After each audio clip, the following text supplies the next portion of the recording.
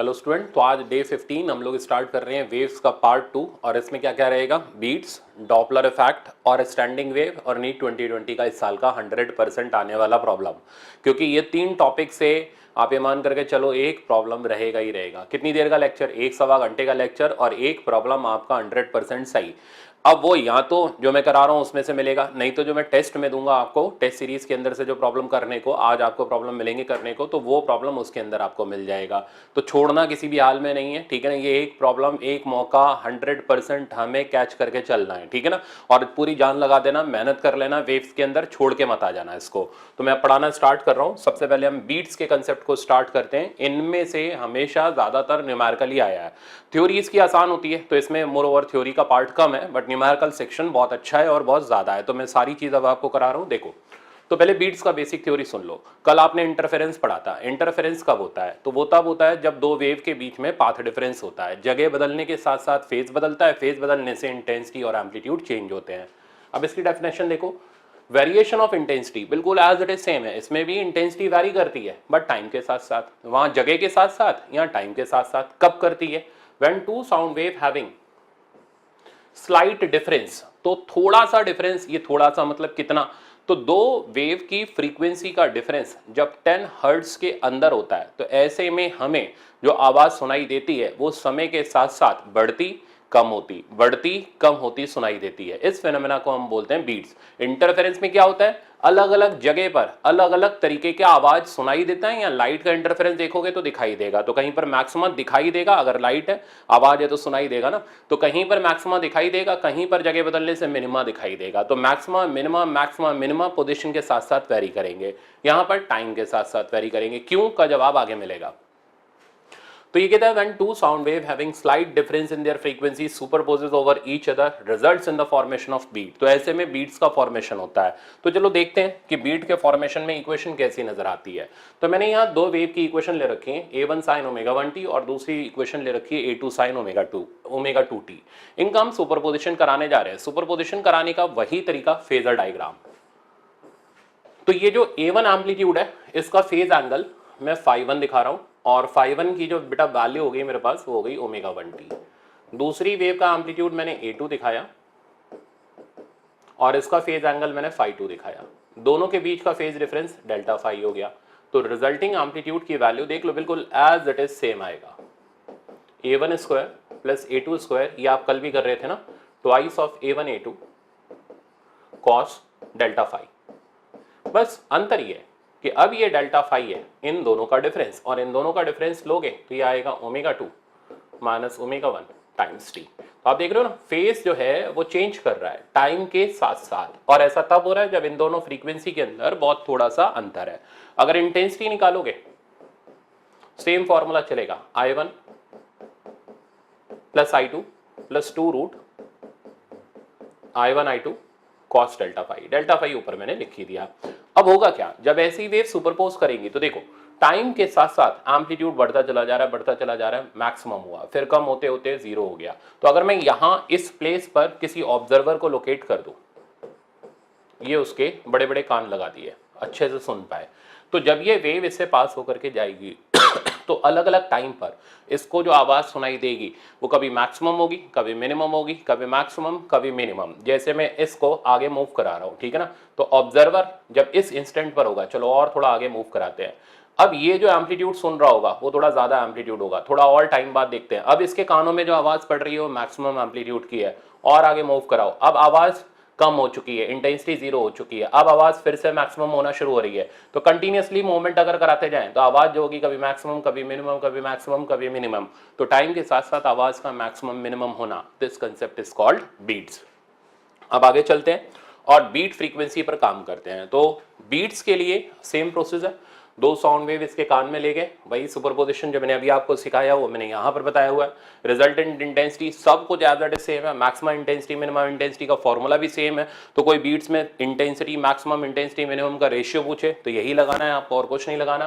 Next, delta phi की value अब आपके सामने है। अब खेल आता है इंटरेस्टिंग, यहाँ हम बीट टाइम और बीट फ्रीक्वेंसी निकालेंगे, फिर हम न्यूमेरिकल की तरफ चलेंगे। तो देखना, अच्छा, एक्सपेक्टेड प्रॉब्लम जो है वो बीट के अंदर तीन वेव का सुपरपोजिशन, तीन से ज्यादा मैंने टेस्ट के अंदर सिखाया हुआ है इसलिए मैं यहां नहीं बताऊंगा, बट तीन जो सीख जाएगा वो तीन से ज्यादा भी सीख जाएगा। तो तीन से ज्यादा की मैं हिंट दूंगा, बट आप दिमाग टेस्ट में जो क्वेश्चंस मैं बताऊंगा उसके अंदर लगाना पड़ेगा, ठीक है ना। आप थोड़ा थोड़ा मैं आपका दिमाग लगवाना स्टार्ट कर दूंगा इसके अंदर, ठीक है। अभी तक आप क्या थे कि मेरे साथ साथ चल रहे थे, अब मैं धीरे धीरे उंगली पकड़ के चल रहे थे ना, अब आपने चलना सीख लिया, मैं धीरे धीरे आपको पुश करूंगा, नहीं यार अब तुम ट्राई करो, फिर सोल्यूशंस देखो उसके, तो उससे क्या होगा, आपका दिमाग और अच्छा चलना शुरू हो जाएगा। बस लास्ट मोमेंट पे हमें यही चाहिए। तो देखना बेटा, cos डेल्टा फाई की वैल्यू +1, ऐसा होने पर इंटेंसिटी और एम्पलीट्यूड जो हो जाएगा वो मैक्सिमम हो जाएगा, ठीक है। अब ऐसा कब कब होगा, तो ये तो स्टैंडर्ड डेरिवेशन है, मैंने सब्स्टिट्यूट किया, यहां से टाइम की वैल्यू निकाली, तो टाइम की जो वैल्यू आ रही है वो आ रही है 1/f2 - f1, 2/f2 - f1, 3/f2 - f1। तो ये वो टाइम है जितनी जितनी देर बाद पर्सन को आवाज मैक्सिमम या मिनिमम सुनाई देगी। तो हर दो मैक्सिमम या हर दो मिनिमम के बीच का time gap is called beat time. तो बीट टाइम की अगर हम वैल्यू निकालें तो वो हो गया इन दोनों का difference, which is 1/f2 - f1। इसको रेसिप्रोकेट करें तो हमें मिलेगी बीट फ्रीक्वेंसी। तो बीट फ्रीक्वेंसी और कुछ नहीं, वो दो इंटरफेयर करने वाली वेव की फ्रीक्वेंसी का डिफरेंस होती है, ठीक है ना। तो उसको बोलते हैं बीट फ्रीक्वेंसी। अब मैं धीरे धीरे प्रॉब्लम सिखा रहा हूं, इससे मजे आने शुरू हो जाएंगे, आपके प्रॉब्लम बनने शुरू हो जाएंगे। तो देखना, तो बीट में सबसे पहले हम सुपरपोजिशन के प्रॉब्लम देखेंगे, फिर उसके बाद हम लोग लोडिंग वैक्स और फाइलिंग के प्रॉब्लम देखेंगे, ठीक है ना, और फिर हम इसको डॉपलर इफेक्ट की तरफ मूव करेंगे। देखना, तो दो वेव दे रखी हैं, 4 sin 100 pi t and y2 की इक्वेशन दे रखी है 3 sin 104 pi t। पूछा है मैंने beat frequency and time gap after which maximum intensity is heard. तो ये बेसिक थ्योरेटिकल प्रॉब्लम है, थ्योरी से न्यूमेरिकल अब हमने यहां पर निकाला है, तो देखते जाओ। तो सबसे पहले ऐसी किसी भी इक्वेशन में आप फ्रीक्वेंसी निकालो, ये ओमेगा है, फ्रीक्वेंसी नहीं है। तो कई बच्चे जल्दबाजी में यहाँ कि चलो यार ये रही frequency 100 pi is not frequency, 100 pi is omega का वैल्यू। तो पहले आप फ्रीक्वेंसी निकालो, तो ओमेगा 1 है, 100 पाई, तो ओमेगा की जगह आपने डाला 2πf, 100 पाई, और बेटा f1 का वैल्यू आया 50 हर्ट्ज। यहाँ 50 बीट 50 आप इसको पर सेकंड भी बोल सकते हो, हर्ट्ज भी बोल सकते हो, फ्रीक्वेंसी का यूनिट। सिमिलरली ओमेगा 2 का वैल्यू निकाला 104 पाई, f2 का वैल्यू निकाला तो ये आ गया 52 पाई। अब हमने बीट फ्रीक्वेंसी निकाला, तो f बीट, ये पाई तो कैंसिल हो गया, 52 हर्ट्ज। बीट फ्रीक्वेंसी निकाला तो बीट फ्रीक्वेंसी हो गया ज्यादा minus come, that means f2 - f1, तो ये आ गया 2 हर्ट्ज या फिर 2 बीट पर सेकंड।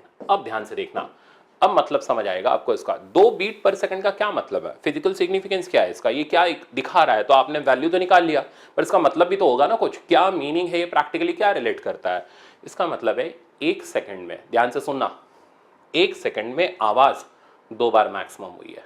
क्या 1 सेकंड में आवाज 2 बार मैक्सिमम हुई है। तो कोई कहता है beat frequency 4 beat per second है, मतलब 1 सेकंड में आवाज 4 बार मैक्सिमम हुई है। तो beat frequency n beat per second है, मतलब 1 सेकंड में आवाज n बार मैक्सिमम हुई है। तो बीट फ्रीक्वेंसी बताती है कि 1 सेकंड में आवाज कितनी बार मैक्सिमम हुई है। अब कोई कहे बताओ किस किस टाइम पर मैक्सिमम हुई है, तो वो ऐसे बताएंगे। तो 1 सेकंड में कितनी बार, 2 बार। कौन कौन से टाइम पर, तो वो टाइम हो गया। अब इसको सिंप्लीफाई करते हैं, देखना जरा ध्यान से, 1/2 सेकंड, 2/2 सेकंड। अब देख लो आप, 1 सेकंड का इंटरवल पूरा हो गया, तो 1 सेकंड में आवाज 2 बार मैक्सिमम हुई हाफ सेकंड पर, और इसको डिवाइड करोगे तो 1 सेकंड हो गया ना पूरा 1 सेकंड। 3/2 मत कर देना, वो 1 से ज्यादा सेकंड हो जाएगा। तो 1 सेकंड में आवाज 2 बार मैक्सिमम हुई, कब कब, 1/2 पर और 2/2 पर।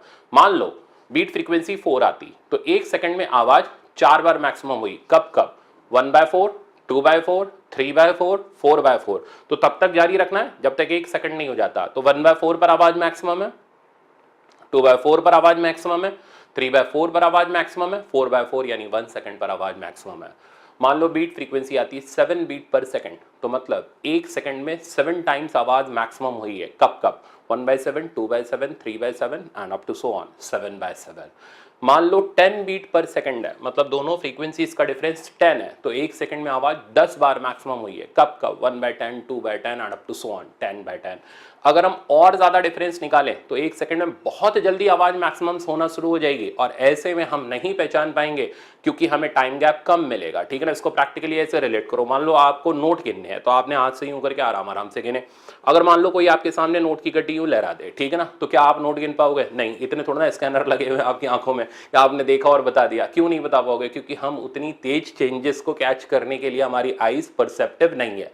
तो सेम, अगर फ्रीक्वेंसी का डिफरेंस बहुत बड़ा हो जाता है तो हमें सुनने हमें सुनने के लिए जो टाइम गैप मिलता है वो काफ़ी कम मिलता है।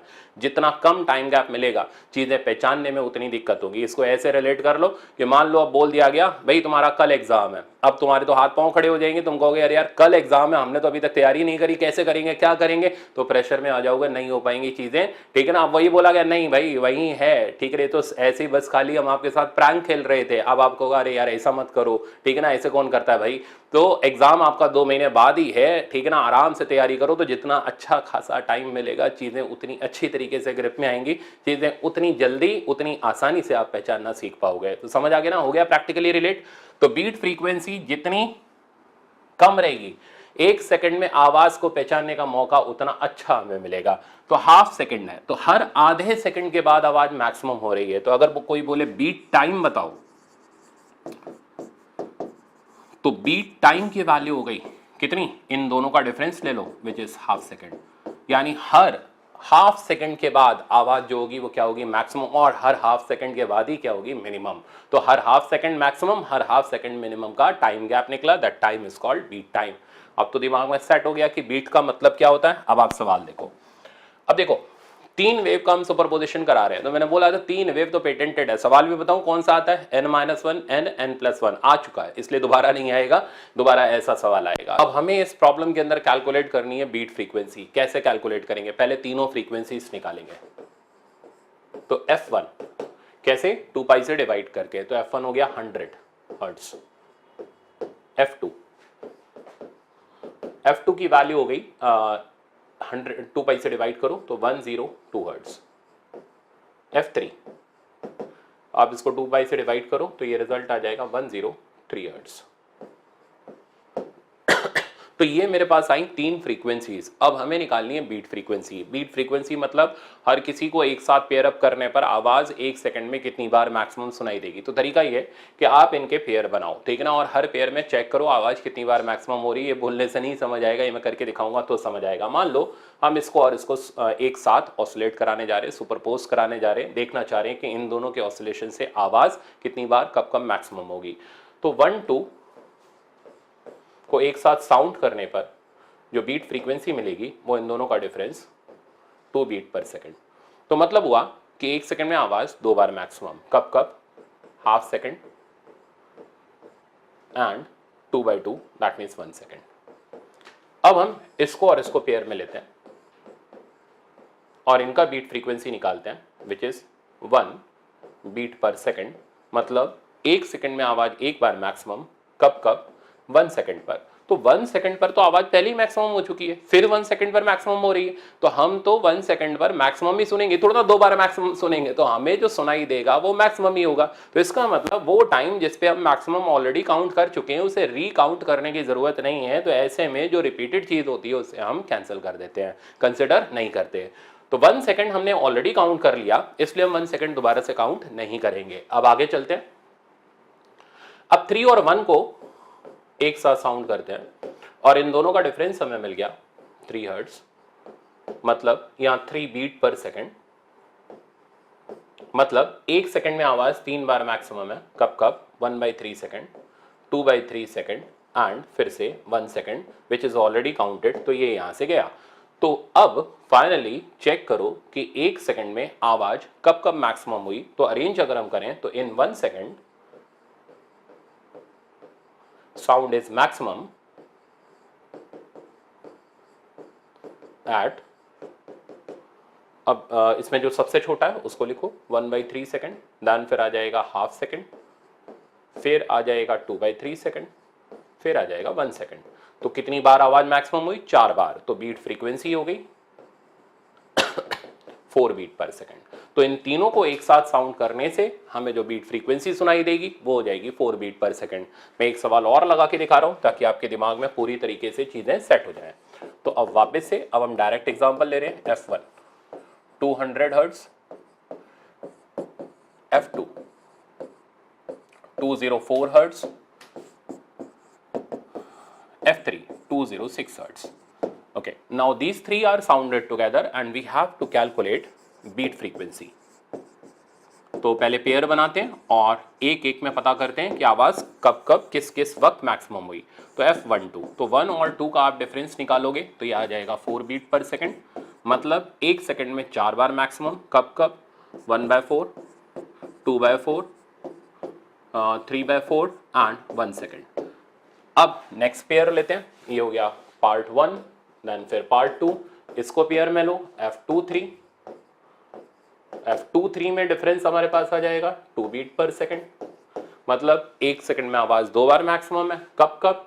Half second and 1 second. अब चेक करो, ये पहले आ चुके हैं तो बिल्कुल आ चुका है। ये 2/4 क्या हुआ? हाफ सेकंड ही तो हुआ, तो ये यहां से हम वापस से रिकंसिडर नहीं करेंगे। 1 सेकंड भी ऑलरेडी काउंटेड है तो ये भी गया। तीसरा, अब हम 3 और 1 को एक साथ पेयर करते हैं तो F31 इनका जो रिजल्ट का डिफरेंस आ जाएगा वो आ जाएगा 6 बीट पर सेकंड, मतलब एक सेकंड में 6 बार आवाज मैक्सिमम है। 1/6, 2/6, 3/6, 4/6, 5/6 और 1। अब इसमें से जो रिपीटेड है उनको उड़ा दो। अब कौन कौन रिपीटेड है? 2/6, 2/6 हो गया 1/3, 1/3 पहले नहीं आया तो ये कंसिडरेबल, ये भी कंसिडरेबल। 3/6, 3/6 हो गया हाफ तो इसको उड़ा दो।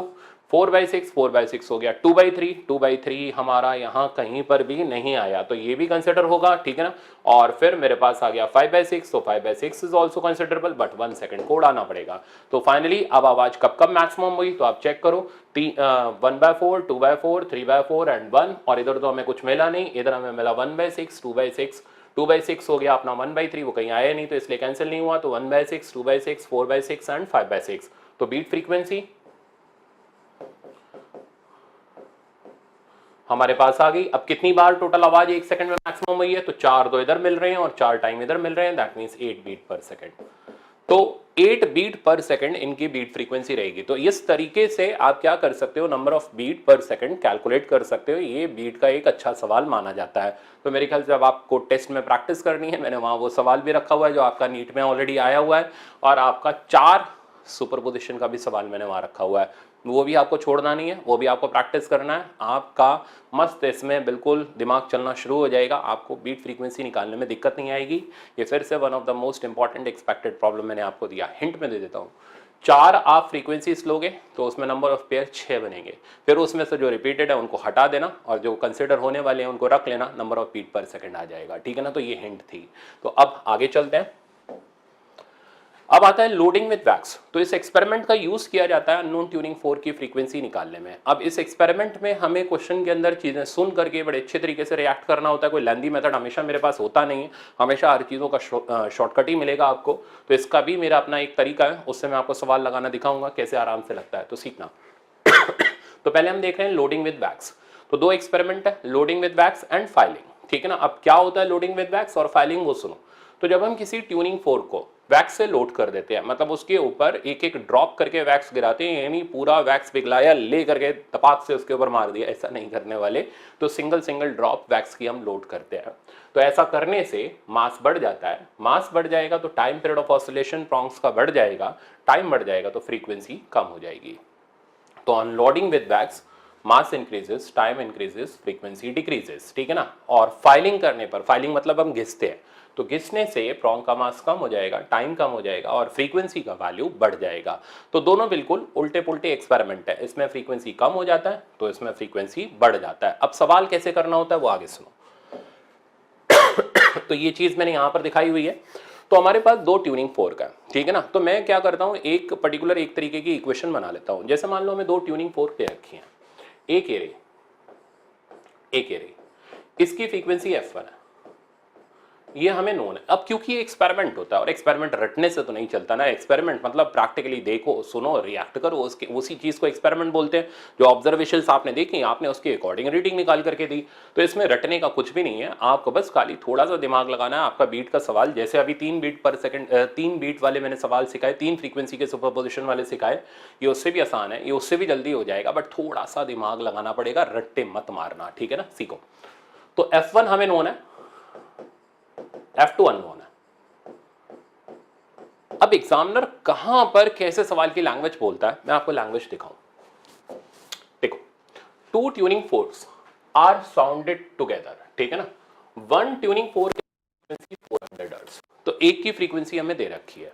अच्छा आगे, other is unknown and gives 4 beat per second, तो दूसरी ट्यूनिंग फोर्क अननोन है। तो एग्जामिनर देता है कि दो ट्यूनिंग फोर्क है, एक की फ्रीक्वेंसी नोन है, एक अननोन है, दोनों को एक साथ साउंड किया, 4 बीट पर सेकंड दे रहा है। 4 बीट पर सेकंड का मतलब क्या हुआ, उन दोनों का डिफरेंस इज 4। तो ये चीज अब मैं पीछे चल रहा हूं। तो हमारे पास दो ट्यूनिंग फोर्क है, one is known other is unknown, और इन दोनों को एक साथ साउंड किया, दोनों ने बीट फ्रीक्वेंसी एफ बीट का दिया। तो मैंने फट से पकड़ करके इक्वेशन लिख ली। अब आपको सर दो क्यों लिखी, उसका जवाब ये है, मेरे को नहीं पता ये अननोन वाला इससे ज्यादा है या इससे कम है। तो ये हमारे सामने हमेशा सिचुएशन जो रहती है दो पार्ट में डिवाइड होती है, या तो ज्यादा हो सकता है या कम हो सकता है, इसलिए हम दोनों तरीके की इक्वेशंस को लिख लेते हैं। तो पहली चीज है, एग्जामिनर ने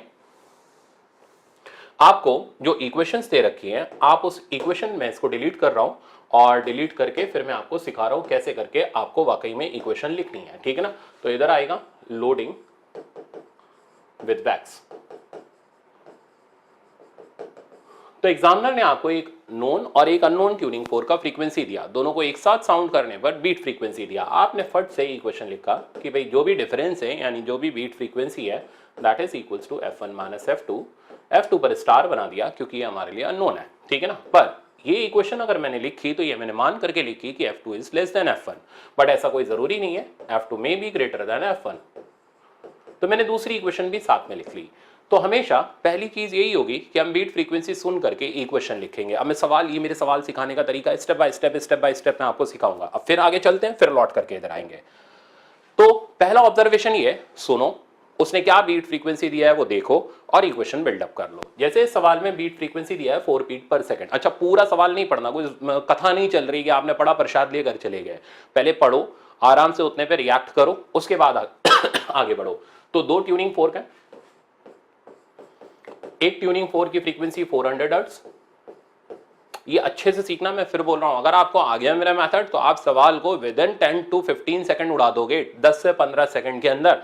नहीं आया तो लगे पड़े रहना, तब भी नहीं आएगा, इसलिए बहुत ध्यान से सीखना है इस मेथड को। तो f1 400 हर्ट्ज है, f2 हमारे पास अननोन है। Now both are sounded together and gives 4 beat per second, मतलब इन दोनों का डिफरेंस 4 है। अब उसमें ये ज्यादा भी हो सकता है, ये ज्यादा भी हो सकता है, तो फट से इक्वेशन लिखो, 4 equals to 400 minus f2, f2 पर स्टार बना दिया, और 4 इक्वल्स टू f2 माइनस 400। तो ये हमने दोनों इक्वेशंस को बिल्डअप कर लिया। तो हमेशा पहला स्टेप यही होगा कि एग्जामिनर ने जो फ्रीक्वेंसी दे रखी है उनको लेते हुए बीट फ्रीक्वेंसी की इक्वेशन लिख लो। अब पीछे चलते हैं। अब इसके बाद क्या होगा, अब वो कहेगा कि अननोन ट्यूनिंग फोर्क को फाइंड आउट करने के लिए, उसकी फ्रीक्वेंसी को फाइंड आउट करने के लिए उसने कौन सा एक्सपेरिमेंट किया। तो अब आपको सुनना है एग्जामिनर ने कौन सा एक्सपेरिमेंट किया। तो अब आप देखो, now unknown tuning fork is loaded with wax, बस ब्रेक मारो, यहां आपका दूसरा फुल स्टॉप लगेगा। तो अननोन ट्यूनिंग फोर्क के ऊपर वैक्स लोड किया, ठीक है ना। अब मैं वापस चलता हूं। तो now this is loaded with wax. अब आपका ऑब्जर्वेशन आता है, वैक्स लोड करने से क्या होगा, मास बढ़ेगा, टाइम बढ़ेगा, फ्रीक्वेंसी कम होगा। तो ध्यान देना, तो अगर हमने इसके ऊपर वैक्स लोड किया तो ये चीज कम हो जाएगी। अब थोड़ा सा दिमाग जो मैं बोल रहा था वो यहां लगेगा, अगर ये कम होगा तो ये डिफरेंस कम होगा या बढ़ेगा, सोच के बताओ। तो ये कम होगा तो ये डिफरेंस बढ़ जाएगा, ये बढ़ जाएगा तो बीट फ्रीक्वेंसी बढ़ी हुई मिलेगी, मतलब वो फ्यूचर हो गया, ठीक है ना। वो उसके बाद हम जाएंगे, अभी हमने फुल स्टॉप यही मार रखा है कि उसने क्या एक्सपेरिमेंट किया, उसके हिसाब से क्या ऑब्जर्वेशंस था। तो अगर ये फॉर्मूला रहा होगा और हमने इसके ऊपर वैक्स लोड किया होगा तो ऐसे में बीट फ्रीक्वेंसी बढ़ा हुआ मिलेगा, और अगर ये फॉर्मूला होगा वैक्स लोड करने पर ये कम होगा, ये कम होगा, तो डिफरेंस भी कम होगा और बीट फ्रीक्वेंसी कम होता चला जाएगा, ठीक है ना, समझ आया। और कम होते होते जब ये दोनों बराबर हो जाएगा तो फिर ये बीट जीरो मिलना भी शुरू हो सकता है। उसके बाद और ज्यादा वैक्स लोड किया तो ये फिर इससे डाउनफॉल कर जाएगा, फिर से बीट फ्रीक्वेंसी बढ़ना शुरू हो जाएगा। यानी जब कम होता है तो कम होकर के डिक्रीज होकर के वैल्यू जीरो होती है, उसके बाद फिर से वैल्यू बढ़ना शुरू हो जाती है, क्योंकि फिर दोबारा से ये फॉर्मूला रिवर्स हो जाएगा, ठीक। तो खैर उतना हमें नहीं जाना, हम इतने में काम चला लेंगे। अब सुनो ध्यान से, तो क्या क्या करना है, पहले फ्रीक्वेंसीज देखनी है, बीट फ्रीक्वेंसी लिखनी है, उसके बाद एक्सपेरिमेंट देखना है, लोडिंग विद वैक्स है या फाइलिंग है, उसके अकॉर्डिंग इंक्रीजिंग डिक्रीजिंग बिहेवियर लिखना है। तो चलते हैं फिर सवाल की तरफ। तो ये कहता है now unknown tuning fork is loaded with wax, तो अब हम इसके ऊपर वैक्स लोड कर रहे हैं। तो वैक्स लोड करने से ये कम होगा, ध्यान से लिखना, ये कम होगा तो डिफरेंस बढ़ जाएगा, यानी बीट फ्रीक्वेंसी बढ़ेगी। सिमिलरली इस पे वैक्स लोड किया तो ये कम होगा, ये कम होगा तो ये कम होगा, कम होगा, जीरो होगा, फिर बढ़ेगा। ऐसे करके ऑर्डर लिख लिया करो, हमेशा फायदे में रहोगे। तो आप समझो। तो now unknown tuning fork is loaded with wax. यहां तक का सवाल का फुल स्टॉप हम लगा चुके, हम यहां तक का मीनिंग समझ चुके। एंड अब सुनना है कि नया ऑब्जर्वेशन क्या है, न्यू बीट फ्रीक्वेंसी। अब वो बता रहा है नई बीट फ्रीक्वेंसी क्या है, यही मेन है और इसके बाद हमारा आंसर आ जाएगा। New beat frequency is 6 beat per second. तो कम हुई या बढ़ गई? तो नई बीट फ्री, अच्छा हम ये मान करके चल रहे हैं हैवीली लोड नहीं किया वैक्स को, स्लाइटली लोड किया। हैवीली लोडिंग वो आपको क्वेश्चन में लिखी हुई मिलेगी। तो new beat frequency is 6 beat per second, मतलब बीट फ्रीक्वेंसी बढ़ गई। अब अगर बीट फ्रीक्वेंसी बढ़ गई तो इसका मतलब फॉर्मूला कौन सा लिया होगा? फर्स्ट वाला लिया होगा। अगर फॉर्मूला ये वाला लिया होगा तो फिर F2 की जो वैल्यू आनी चाहिए वो हो गई 400 -4, यानी आंसर आ गया 396 हर्ट्ज। तो बीट फ्रीक्वेंसी हो गई हमारे पास 396 हर्ट्ज। सवाल खत्म होकर के रह गया। यानी बस आपने 3 स्टेप में सवाल को सुनना है कि पहले का बीट कितना, एक्सपेरिमेंट क्या किया, फाइनल ऑब्जर्वेशन क्या है, बढ़ा हुआ बीट है या कम हुआ बीट है। अगर बढ़ा हुआ है तो बड़ा वाला फॉर्मूला लगा लो, डिक्रीज होने वाला है तो डिक्रीज होने वाला लगा लो। इस तरीके से मेरा सवाल सिर्फ 10 से 15 सेकंड में कंप्लीट हो जाता है। अब मैं इसकी स्पीड बढ़ा करके आपको दिखाऊंगा, बट पहले एक बार फिर से समझाऊं। तो मेरे ख्याल से ये तो समझ आ गया होगा। सिमिलरली फाइलिंग में हम सेम तरीके का काम करेंगे। फाइलिंग करने से फ्रीक्वेंसी बढ़ जाएगा, फ्रीक्वेंसी बढ़ेगा अगर ये फॉर्मूला होगा, ये बढ़ने पर यहाँ बीट फ्रीक्वेंसी कम हो जाएगा, ये बढ़ेगा तो ये गैप बढ़ता चला जाएगा, बीट फ्रीक्वेंसी बढ़ जाएगा। उसके अकॉर्डिंग हम सवाल में रिएक्ट करेंगे। तो अब हमें ज़रूरत है इसमें एटलीस्ट 2-3 प्रॉब्लम की, जिससे हमारे दिमाग में ये सेट हो जाए। तो अब चलते हैं। अब बहुत ध्यान से अच्छी तरीके से सीखना, ठीक है ना, कहाँ फुल स्टॉप लेना है, कहाँ पर रुकना है, कहाँ क्वेश्चन में क्या रिएक्ट करना है, मोस्ट इंपॉर्टेंट है, सीखो। On sounding tuning fork A with another tuning fork B of frequency 384 Hz 6 beat per seconds are produced। तो बस ब्रेक मारो। तो एक ट्यूनिंग फोर्क A है जिसकी फ्रीक्वेंसी हमें नहीं पता, दूसरे की फ्रीक्वेंसी 384 है, both are sounded together, give 6 beat per second. आगे नहीं बढ़ना, अभी रुको, पहले इक्वेशन लिखो। तो 6 equals to F minus 384, 6 equals to 384 minus F. First step complete हो गई। सेकंड स्टेप, अब एक्सपेरिमेंट देखो क्या है। After loading the prongs of A with wax, अब ए के ऊपर वैक्स लोड किया गया, बस ब्रेक मारो। तो ए पर वैक्स लोड किया, ये था ए, तो इस पे वैक्स लोड करने से मास बढ़ेगा, टाइम बढ़ेगा, फ्रीक्वेंसी कम होगा, ये कम होगा। अब ये कम होगा तो ये भी कम होगा।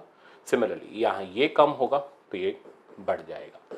तो लोडेड विद वैक्स, अब हमें देखना है कि नया बीट फ्रीक्वेंसी क्या उसको ऑब्जर्व हो रहा है। तो then sounded again with beat B gives 4 beat per second.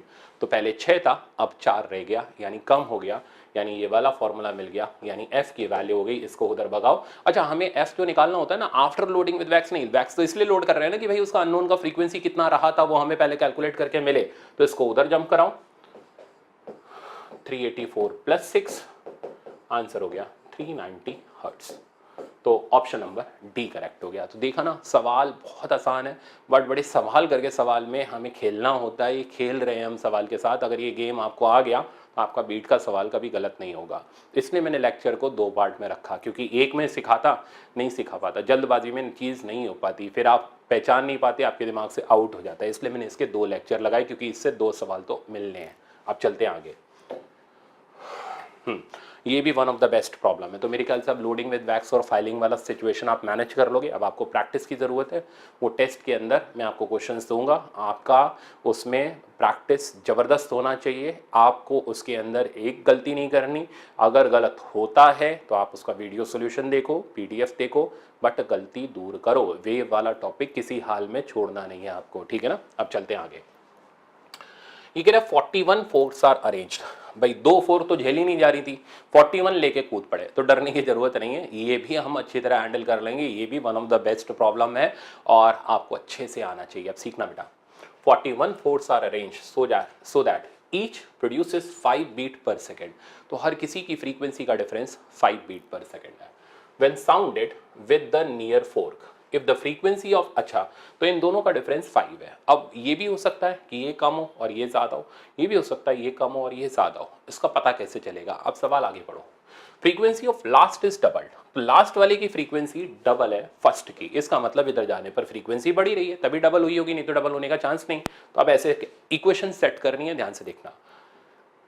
तो इसकी फ्रीक्वेंसी एफ ले ली, इसकी फ्रीक्वेंसी होगी F plus 5, such that difference is 5। तो सेकंड की फ्रीक्वेंसी एफ प्लस 5। अब आगे सुनना, अगले की फिर 5 से बढ़ जाएगी, तो 10 मत करो, एफ प्लस 2 इंटू 5 सीरीज बनानी है ना, तो चेक करो 3 वाले में 2 इंटू 5, एक और ट्यूनिंग फोर्क लगाता हूं, तो फोर्थ ट्यूनिंग फोर्क की फ्रीक्वेंसी लिखोगे ना, तो ये मिल गई एफ प्लस 3 इंटू 5। तो आप चेक करो 4 वाले में आ रहा है 3 इंटू 5, अब गैस करो 40 वाले में आएगा एफ प्लस 39 इंटू 5, और 41 वाले में आएगा एफ प्लस 40 इंटू 5। बन गई ना सीक्वेंस। तो इसको बोलते हैं अरिथमेटिक प्रोग्रेशन, पर बिना एपी पढ़े भी हम एपी कर लेते हैं, बस खाली थोड़ा सा दिमाग चाहिए। अब बोल रहा है लास्ट वाले की frequency is double the first वाले की फ्रीक्वेंसी, तो जैसा बोल रहा है वैसा चलो। तो F plus 40 into 5 equals to twice of first वाले का फ्रीक्वेंसी, इसको उधर जंप कराओ, यहाँ आ गया 200 इक्वल्स टू एफ। अब पता क्या करके देना है, the frequency of first and the last fork, तो फर्स्ट की फ्रीक्वेंसी तो आ गई 200 हर्ट्ज, और लास्ट वाले की इसकी डबल कर लो, तो लास्ट वाले की फ्रीक्वेंसी हो गई 400 हर्ट्ज। तो आंसर हो गया हमारे पास 200 और 400, इस हिसाब से देखोगे तो ए ऑप्शन इसका करेक्ट हो गया। तो कितने प्यार से हमने सवाल को उड़ा करके रख दिया, एक बार आप भी कर लो तो आपका भी इसके अंदर परफेक्शन आ जाएगा, आपसे सवाल एग्जाम में गलत नहीं होगा। मैं चलता हूँ आगे, अगला कंसेप्ट है फिर से मस्त डॉपलर इफेक्ट। अब ये डॉपलर इफेक्ट मैं अलग तरीके से करता हूँ, आप अलग तरीके से करते हो, मेरे मेथड्स आपसे अलग है, मैं उसका तरीका दे रहा हूँ। अगर आप पहले से किसी और मेथड से करते हो तो उससे कर लेना, और अगर आपको ये मेथड अच्छा लगे तो आप इससे कर लेना।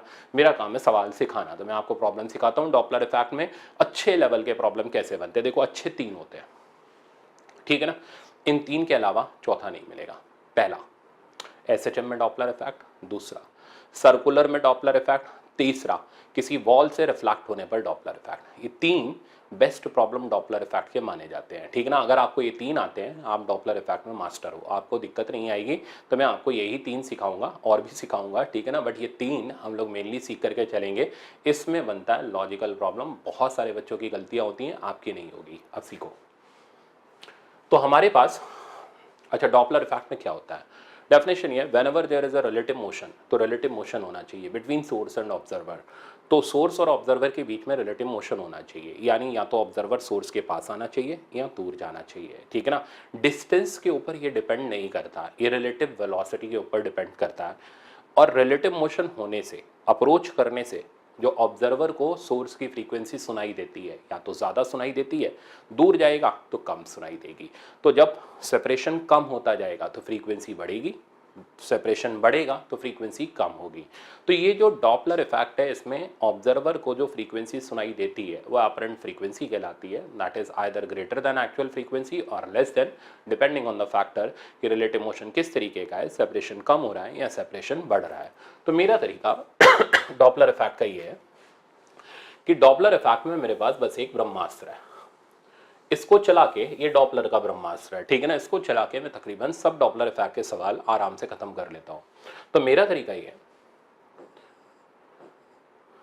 कि अगर आप डॉपलर इफेक्ट में अपरेंट फ्रीक्वेंसी निकालना चाहते हो तो मेथड है, फॉर्मूला एक ही है, बस एक है, ये हर सिचुएशन में एप्लीकेबल हो जाता है, F we minus we not V minus V S. अब मीनिंग समझो, एफ तो हो गया सोर्स की एक्चुअल फ्रीक्वेंसी, वी हो गया स्पीड ऑफ साउंड, ये हमें एयर के अंदर जनरली क्वेश्चन में गिवन होता है, नहीं गिवन है तो हम 340 मीटर पर सेकंड लेते हुए चलेंगे।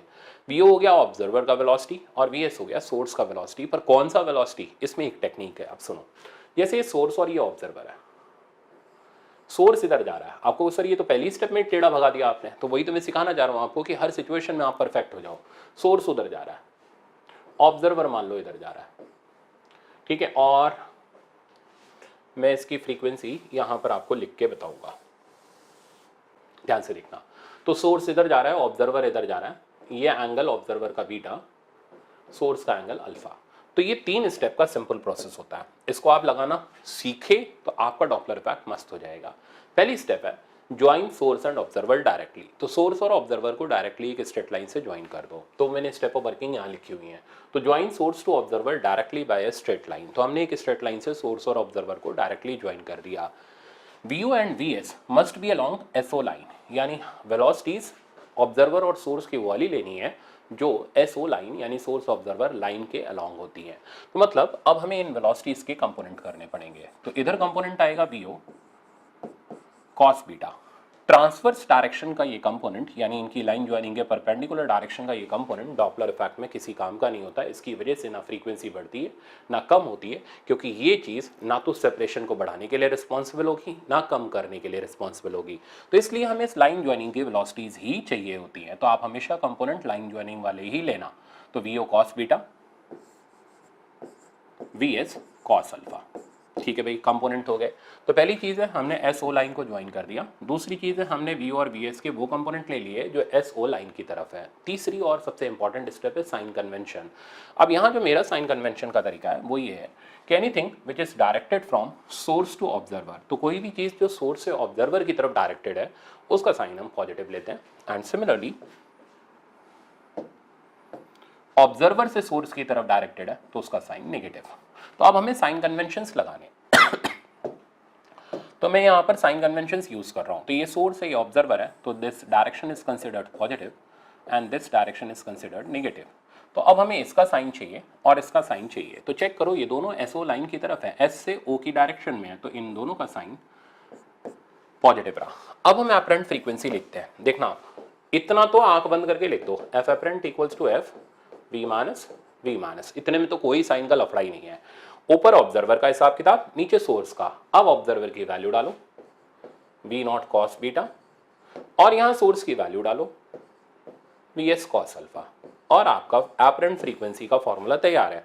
अब कई बच्चे कहेंगे सर इसके बाद जो बेसिक 8th 9th क्लास के अंदर डिवीजन सीखा था ना कि मान लो बहुत गंदा, इसमें क्या करना, कोई बायनोमियल कुछ भी नहीं लगाना, कहीं दिमाग लगाने की जरूरत नहीं, मैं सब लगा चुका हूं, आप बस फॉलो करो।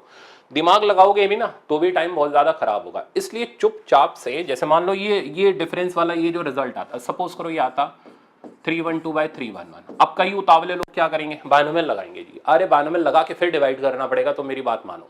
तो इसको क्या करो, जैसे बचपन में सीखा था डिवाइड करना, बिल्कुल ऐसे इस तरीके से इसको डिवाइड करो। एटलीस्ट 2 डेसिमल प्लेसेस तक डिवाइड करो।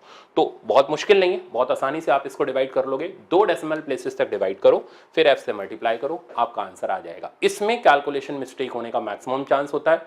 यहां बचा ले गए सवाल, आपका सवाल 100% सही हो जाएगा। ठीक है ना, यहीं पर डॉपलर इफेक्ट में टाइम लगेगा। फिजिक्स का कंसेप्ट कोई मुश्किल नहीं है, वो आप 15-20 सेकंड के अंदर उड़ा के रख सकते हो, लगा सकते हो।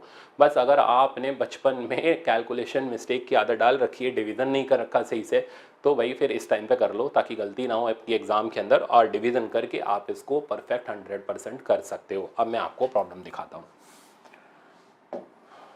तो प्रॉब्लम ये रहा सोर्स, ये रहा ऑब्जर्वर। ठीक है ना, सोर्स चल रहा है 10 से, ऑब्जर्वर चल रहा है 10 से, फ्रीक्वेंसी दे रखी है 200, स्पीड ऑफ साउंड 340। अब मैं आपको लगाना सिखा रहा हूँ कैसे डॉपलर इफेक्ट लगाते हैं। सबसे पहली स्टेप क्या थी, सोर्स ऑब्जर्वर को डायरेक्टली ज्वाइन करो, तो वो ऑलरेडी ज्वाइंड है। दूसरी स्टेप क्या थी, वो कंपोनेंट लो जो लाइन के अलॉन्ग हो, तो वो ऑलरेडी लाइन के अलॉन्ग है, तो हमें कुछ अननेसेसरी कंपोनेंट करने की जरूरत नहीं। मतलब स्टेप सिर्फ तीसरी लगानी है, साइन कन्वेंशन। यहाँ से यहाँ की डायरेक्शन पॉजिटिव, यहाँ से यहाँ की डायरेक्शन नेगेटिव, तो यहीं पर इसका साइन लो प्लस, यहाँ पर इसका साइन लगाओ माइनस। अब आप एपरेंट फ्रीक्वेंसी का फॉर्मूला यूज करो, F V minus V minus. अब इनकी वैल्यूज डालो विद प्रॉपर साइन, ऊपर ऑब्जर्वर नीचे सोर्स। ऑब्जर्वर कहाँ गया, ये रहा, -10, सोर्स के लिए +10। अब सारे वैल्यू सेट करो। F की वैल्यू होगी 240 340 +10, 340 -10। सिंप्लीफाई करो, 200 ऊपर बचा बेटा 350, नीचे बचा 330। ये बिंदी उड़ाओ। अब डिवीजन करना है 35 और 33 का। कैसे सिखाया मैंने, चुपचाप से वही बचपन में जैसे किया था, 33 35 डिवाइड मारो, 1 से गया 2 उतारा, डेसिमल लगा करके 0 उतारा, फिर एक 0 लगाया, एक और 0 आ गया। अब इसमें मल्टीप्लाई करो तो आई थिंक ये चला जाएगा 6 से, तो इसको 6 3 18, 6 3 18 और 119 198, यहाँ पर हमारे पास बचा 2, ठीक है ना, और इधर आ गया हमारे पास 0, ठीक है। तो 2 बचा हमारे पास, बट हमें 2 डेसिमल तक रिजल्ट मिल चुका है। तो 200 जो कि एक्चुअल फ्रीक्वेंसी थी को 1.06 से मल्टीप्लाई किया, फाइनल आंसर आया 212। इतने में बस टाइम जाएगा, ये कर लिया, डॉपलर इफेक्ट में 4 नंबर कमा के आओगे, ठीक है ना। कुछ फालतू दिमाग मत लगाना, मैं फिर बोल रहा हूँ क्योंकि मैं सब लगा चुका हूँ, इतने सालों से पढ़ा रहा हूँ, तो हर ईयर का एक्सपीरियंस है वो मैं आपके साथ शेयर करके ही सारी चीज़ें बता रहा हूँ कि यार मैं कर चुका हूँ सारे काम, आपको नहीं करने, आप बस ये करो डॉक्टर बनो और अगले साल फिजिक्स मत पढ़ना, ठीक है ना, क्योंकि आपको पढ़नी नहीं है आगे। तो इतना तो कर लो ताकि पार होकर के आगे चले जाओ। तो चलते हैं आगे, आ गया ना। देखो मजेदार सवाल, अब इस तरीके का सवाल एग्जाम में मिल जाए तो दहशत बढ़ जाती है, हार्ट बीट बढ़ जाती है, अरे कैसे होगा, क्या होगा, छोड़ के आ जाएंगे क्या? नहीं, छोड़ना नहीं, हम इसको करेंगे। अब दिखाता हूं कैसे। तो पहली बात ये तो तय है कि ये रहा सोर्स एंड ये ऑब्जर्वर है, एक इधर जा रहा है एक इधर जा रहा है, ठीक है ना, पता नहीं क्यों जा रहा है, और हमें इसमें एपरेंट फ्रीक्वेंसी निकालनी है। तो हमने फट से एसओ लाइन बनाई, ये red dotted line SO line है, और हमें कंपोनेंट करने हैं। कंपोनेंट में हमारा रास्ता रोकेगा एंगल। एंगल के लिए राइट एंगल ट्रायंगल के डायमेंशंस गिवन है, इन डायमेंशन का यूज हम एंगल निकालने के लिए कर लेंगे। तो इसको मैंने θ1 कर दिया ऐसे ही रैंडमली, और इसको मैंने θ2 कर दिया। तो मैंने एस और ओ को ऐसे ले लिया, है ना, अब आपके लिए आसान हो गया। अब मैं कंपोनेंट कर रहा हूं, तो वो मैं क्या, वो आप भी कर सकते हो। तो 20 cos थीटा, तो इधर साइड आ गया 20 cos θ1, ये हमारे लिए VS का काम करेगा। अब आप कहोगे सर cos θ1 कहां से लाएंगे, वो भी ले आएंगे, उसकी टेंशन मत लो। और VO का कंपोनेंट आप इधर करोगे तो 10 cos θ2। एक काम करते हैं, ये θ1 θ2 की ना बीमारी खत्म कर देते हैं, तो VS की वैल्यू यही निकालते हैं। देखो बेटा, cos θ1 के लिए आप इस राइट एंगल ट्रायंगल की हेल्प लो। ये थीटा के लिए ये बेस हो गया, या हाइपोटेन्यूज हो गया। दैट मीन्स cos θ1 की वैल्यू होगी 60/100, 6/10, 6/10 मतलब 3/5। तो मैं सब्स्टिट्यूट कर रहा हूँ, तो 20 इंटू 3/5, आंसर आया 12 मीटर पर सेकेंड। हो गई ना मुसीबत खत्म। VO की वैल्यू भी यहाँ पर निकाल ले रहे हैं 10 cos θ2। cos θ2 के लिए ये बेस हो गया, ये हाइपोटेन्यूज हो गया, 80/100 मतलब 4/5, आंसर आ गया 8 मीटर पर सेकेंड। तो इतना बस कैलकुलेशन में, इसमें कैलकुलेशन में जाता ही है टाइम, वो आप चाह के भी रोक नहीं सकते, इतना तो करना पड़ेगा, कैलकुलेटर तो मिलने से रहा। अब आप साइन कन्वेंशंस यूज करो। ये सोर्स से ऑब्जर्वर वाली डायरेक्शन, तो ये पॉजिटिव, और ये वाली डायरेक्शन नेगेटिव, तो ये वाली चीज प्लस साइन के साथ आई एंड ये वाली चीज माइनस साइन के साथ आई, ठीक है ना, क्योंकि ये ऑब्जर्वर से सोर्स की तरफ डायरेक्टेड है। अब आप, ये तो मैंने इसका फाइनल आंसर दे रखा है, एफ एपरेंट की वैल्यू निकालो, formula F we minus V minus, ऊपर ऑब्जर्वर नीचे सोर्स। ऑब्जर्वर की जगह बेटा हमारे पास आ गया -8, तो ये बन गया +8, सोर्स की जगह आ गया 12, तो ये 12 आ गया। अब डाटा सब्स्टिट्यूट करो, एफ की वैल्यू हमारे पास ऑलरेडी क्वेश्चन में गिवन है, that is also 200 hertz. V speed of sound, और यार ये यूनिट गड़बड़ हो गया, इसके यूनिट 340 मीटर पर सेकेंड, ये हर्ट्ज में है, ओके। तो V का वैल्यू 340 + 8, और यहाँ पर आ गया बेटा हमारे पास 340 - 12। तो अब देखते हैं कितना बात बन रहा है, ये 200 और ऊपर आ गया 348 और नीचे आ गया हमारे पास 328। अब क्या करना है वो आपको पता है, कुछ दिमाग नहीं लगाना, इनको पकड़ो, डिवाइड करो, 2 डेसिमल प्लेस तक डिवाइड करके 200 से मल्टीप्लाई करके आंसर निकालो, 4 नंबर लेके इसमें अपना काम खत्म करो। तो अब आगे आपका काम है डिवाइड करके मल्टीप्लाई करना, मैंने आपको तरीका सिखा दिया। अब चलते हैं अगले सवाल पर। एसएचएम में अब कईयों को क्या कंफ्यूजन, देखो अगर एग्जामिनर ने न्यूमेरिकल नहीं भी पूछा तो वो आपसे थ्योरी में ही पूछ के आपका काम तमाम कर देगा। जैसे बहुत सारे बच्चे तो देख ही रहे हैं लेक्चर को, ठीक है ना, लाइव देख रहे हो या घर पे देख रहे हो, कैसे भी देख रहे हो, आप मेरे को बताओ इसमें मैक्सिमम फ्रीक्वेंसी कहाँ सुनाई देगी और इसमें मिनिमम कहाँ होगी। तो क्लास में भी मैं जब पूछता हूँ ना यहाँ पे कोटा में, तो ज़्यादातर बच्चे, क्योंकि ये पहले पूछ लेता हूँ, मेरे को पता होता है कईयों को नहीं पता, तो 70 to 80% जनता क्या बोलती है कि मैक्सिमम फ्रीक्वेंसी R पर सुनाई देगी, मिनिमम फ्रीक्वेंसी P पर सुनाई देगी। ज़्यादातर बच्चों का ये आंसर है। आप में से जिन्होंने ये लेक्चर देखा, जिन्होंने ये मेरी बात सुनी, ईमानदारी से बताना, क्योंकि ये ज़रूरी है, आपके साथ ईमानदारी होना बड़ा ज़रूरी है। कितने बच्चों ने ऐसा सोचा था? जिन बच्चों ने ऐसा सोचा था वो इस क्वेश्चन में यस कर देना, ठीक है ना। और जिन बच्चों ने ऐसा नहीं सोचा था वो नो ज़रूर कर देना, ताकि मेरे पास भी कुछ आपका डाटा आ जाए, मैं भी ये समझ सकूँ कि जो बच्चे पढ़ रहे हैं ऑनलाइन के थ्रू तो वो किस तरीके से रिएक्ट कर रहे हैं। झूठ मत बोलना, ठीक है ना। तो आर पर मैक्सिमम होगा, पी पर मिनिमम होगा, ये मिथ है, ठीक है ना, ऐसा नहीं होगा। अब किस बेसिस पर आपने ये जवाब दिया? तो आपने जवाब इस बेसिस पे दिया, अरे यहां सबसे पास होगा, ठीक है ना, आपने ये सोचा यहां सबसे दूर होगा इसलिए यहां मिनिमम। नहीं बेटा, मैंने पहला सेंटेंस क्या बोला था? जब relative velocity of approach maximum होगा तो फ्रीक्वेंसी मैक्सिमम होगा, सेपरेशन मैक्सिमम होगा तो फ्रीक्वेंसी मिनिमम होगा। तो इस पॉइंट पर जब ये ऑब्जेक्ट पहुंचेगा तो इस पॉइंट पर पहुंच करके ये एक्सट्रीम पोजीशन है ना, तो इस जगह तो वेलोसिटी जीरो हो गई, ना अप्रोच कर रहा है ना रिसीड कर रहा है, तो इस जगह क्या सुनाई देगा? ऑब्जर्वर तो वैसे ही रेस्ट पर है, सोर्स भी रेस्ट पर हो गया, तो इस जगह पर ना ज्यादा सुनाई देगा ना कम सुनाई देगा, एक्चुअल फ्रीक्वेंसी सुनाई देगा, ठीक है ना। ये मिथ क्लियर करो।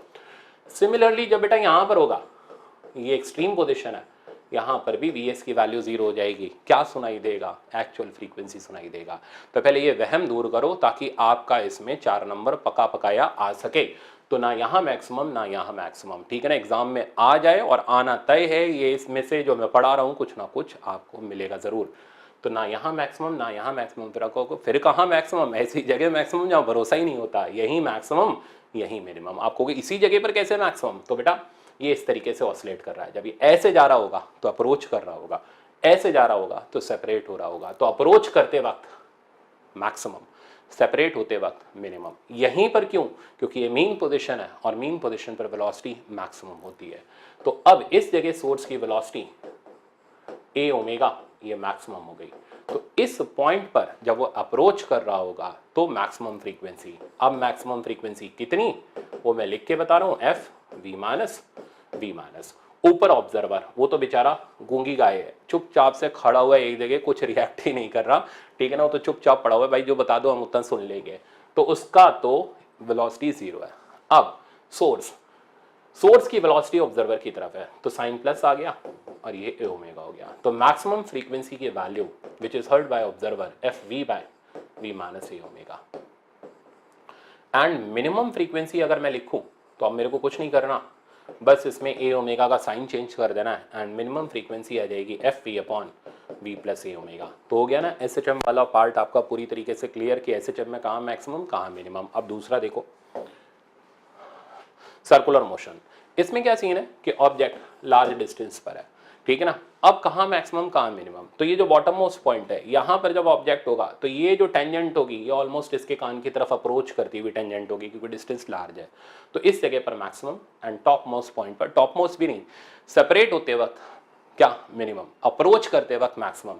तो अगर ऐसे घुमाया जा रहा है तो यहाँ मैक्सिमम यहाँ मिनिमम, और ऐसे घुमाया जा रहा है, ये नहीं वो याद ही कर लिया, नहीं सर ने तो बताया था टॉप पर मैक्सिमम, टॉप पर मिनिमम, बॉटम पर मैक्सिमम, देखा नहीं अगला घुमा कैसे रहा है। तो ऐसे में 4 नंबर नहीं -1 लेकर के आओगे, तो ध्यान से सुनो, ऐसे घुमा रहा है तो यहाँ मैक्सिमम यहाँ मिनिमम, ऐसे घुमा रहा है तो यहाँ मैक्सिमम और यहाँ मिनिमम। अब कहीं कहेंगे यहाँ क्या होगा? अरे भाई यहाँ वेलोसिटी इधर की तरफ हो जाएगी, परपेंडिकुलर डायरेक्शन में हो जाएगी, कोई कंपोनेंट इधर नहीं आएगा, तो क्या सुनाई देगा? जो एक्चुअल फ्रीक्वेंसी है वो सुनाई देगा। ये भी इंपॉर्टेंट बात है, ध्यान रखना। अब चलते हैं आगे। अब आता है रिफ्लेक्शन फ्रॉम क्लिफ और मूविंग वॉल।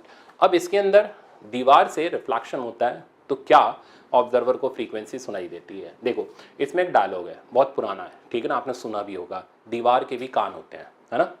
तो ये डायलॉग डॉपलर ने निकाला था, क्यों? क्योंकि उसे पहले ही पता था कि दीवार के भी कान होते हैं, वो जो सुनती है वही वो सुनाती है। तो ये बात ध्यान रखना, जब भी क्लिफ वाला आए तो ये डायलॉग याद रखना, दीवार के भी कान होते हैं। आपका सवाल गलत नहीं होगा, ठीक है ना, आपका सवाल सही होगा। आप दिखाता हूँ कैसे। तो इस सवाल को ये लेंदी प्रॉब्लम माना जाता है, 2 पार्ट में करते हैं, before reflection and after reflection. तो इसमें रिफ्लेक्शन का कंसेप्ट लगता है। तो देखो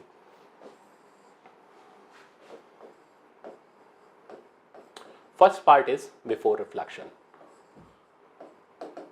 बिफोर रिफ्लेक्शन में क्या होता है, ये कार वॉल की तरफ अप्रोच कर रही है, तो ये जो कार है, दिस कार, या जिस पे ये साउंड का स्पीकर लगा हुआ है, ये जो चीज़ है सोर्स की तरह काम कर रही है। वॉल जो है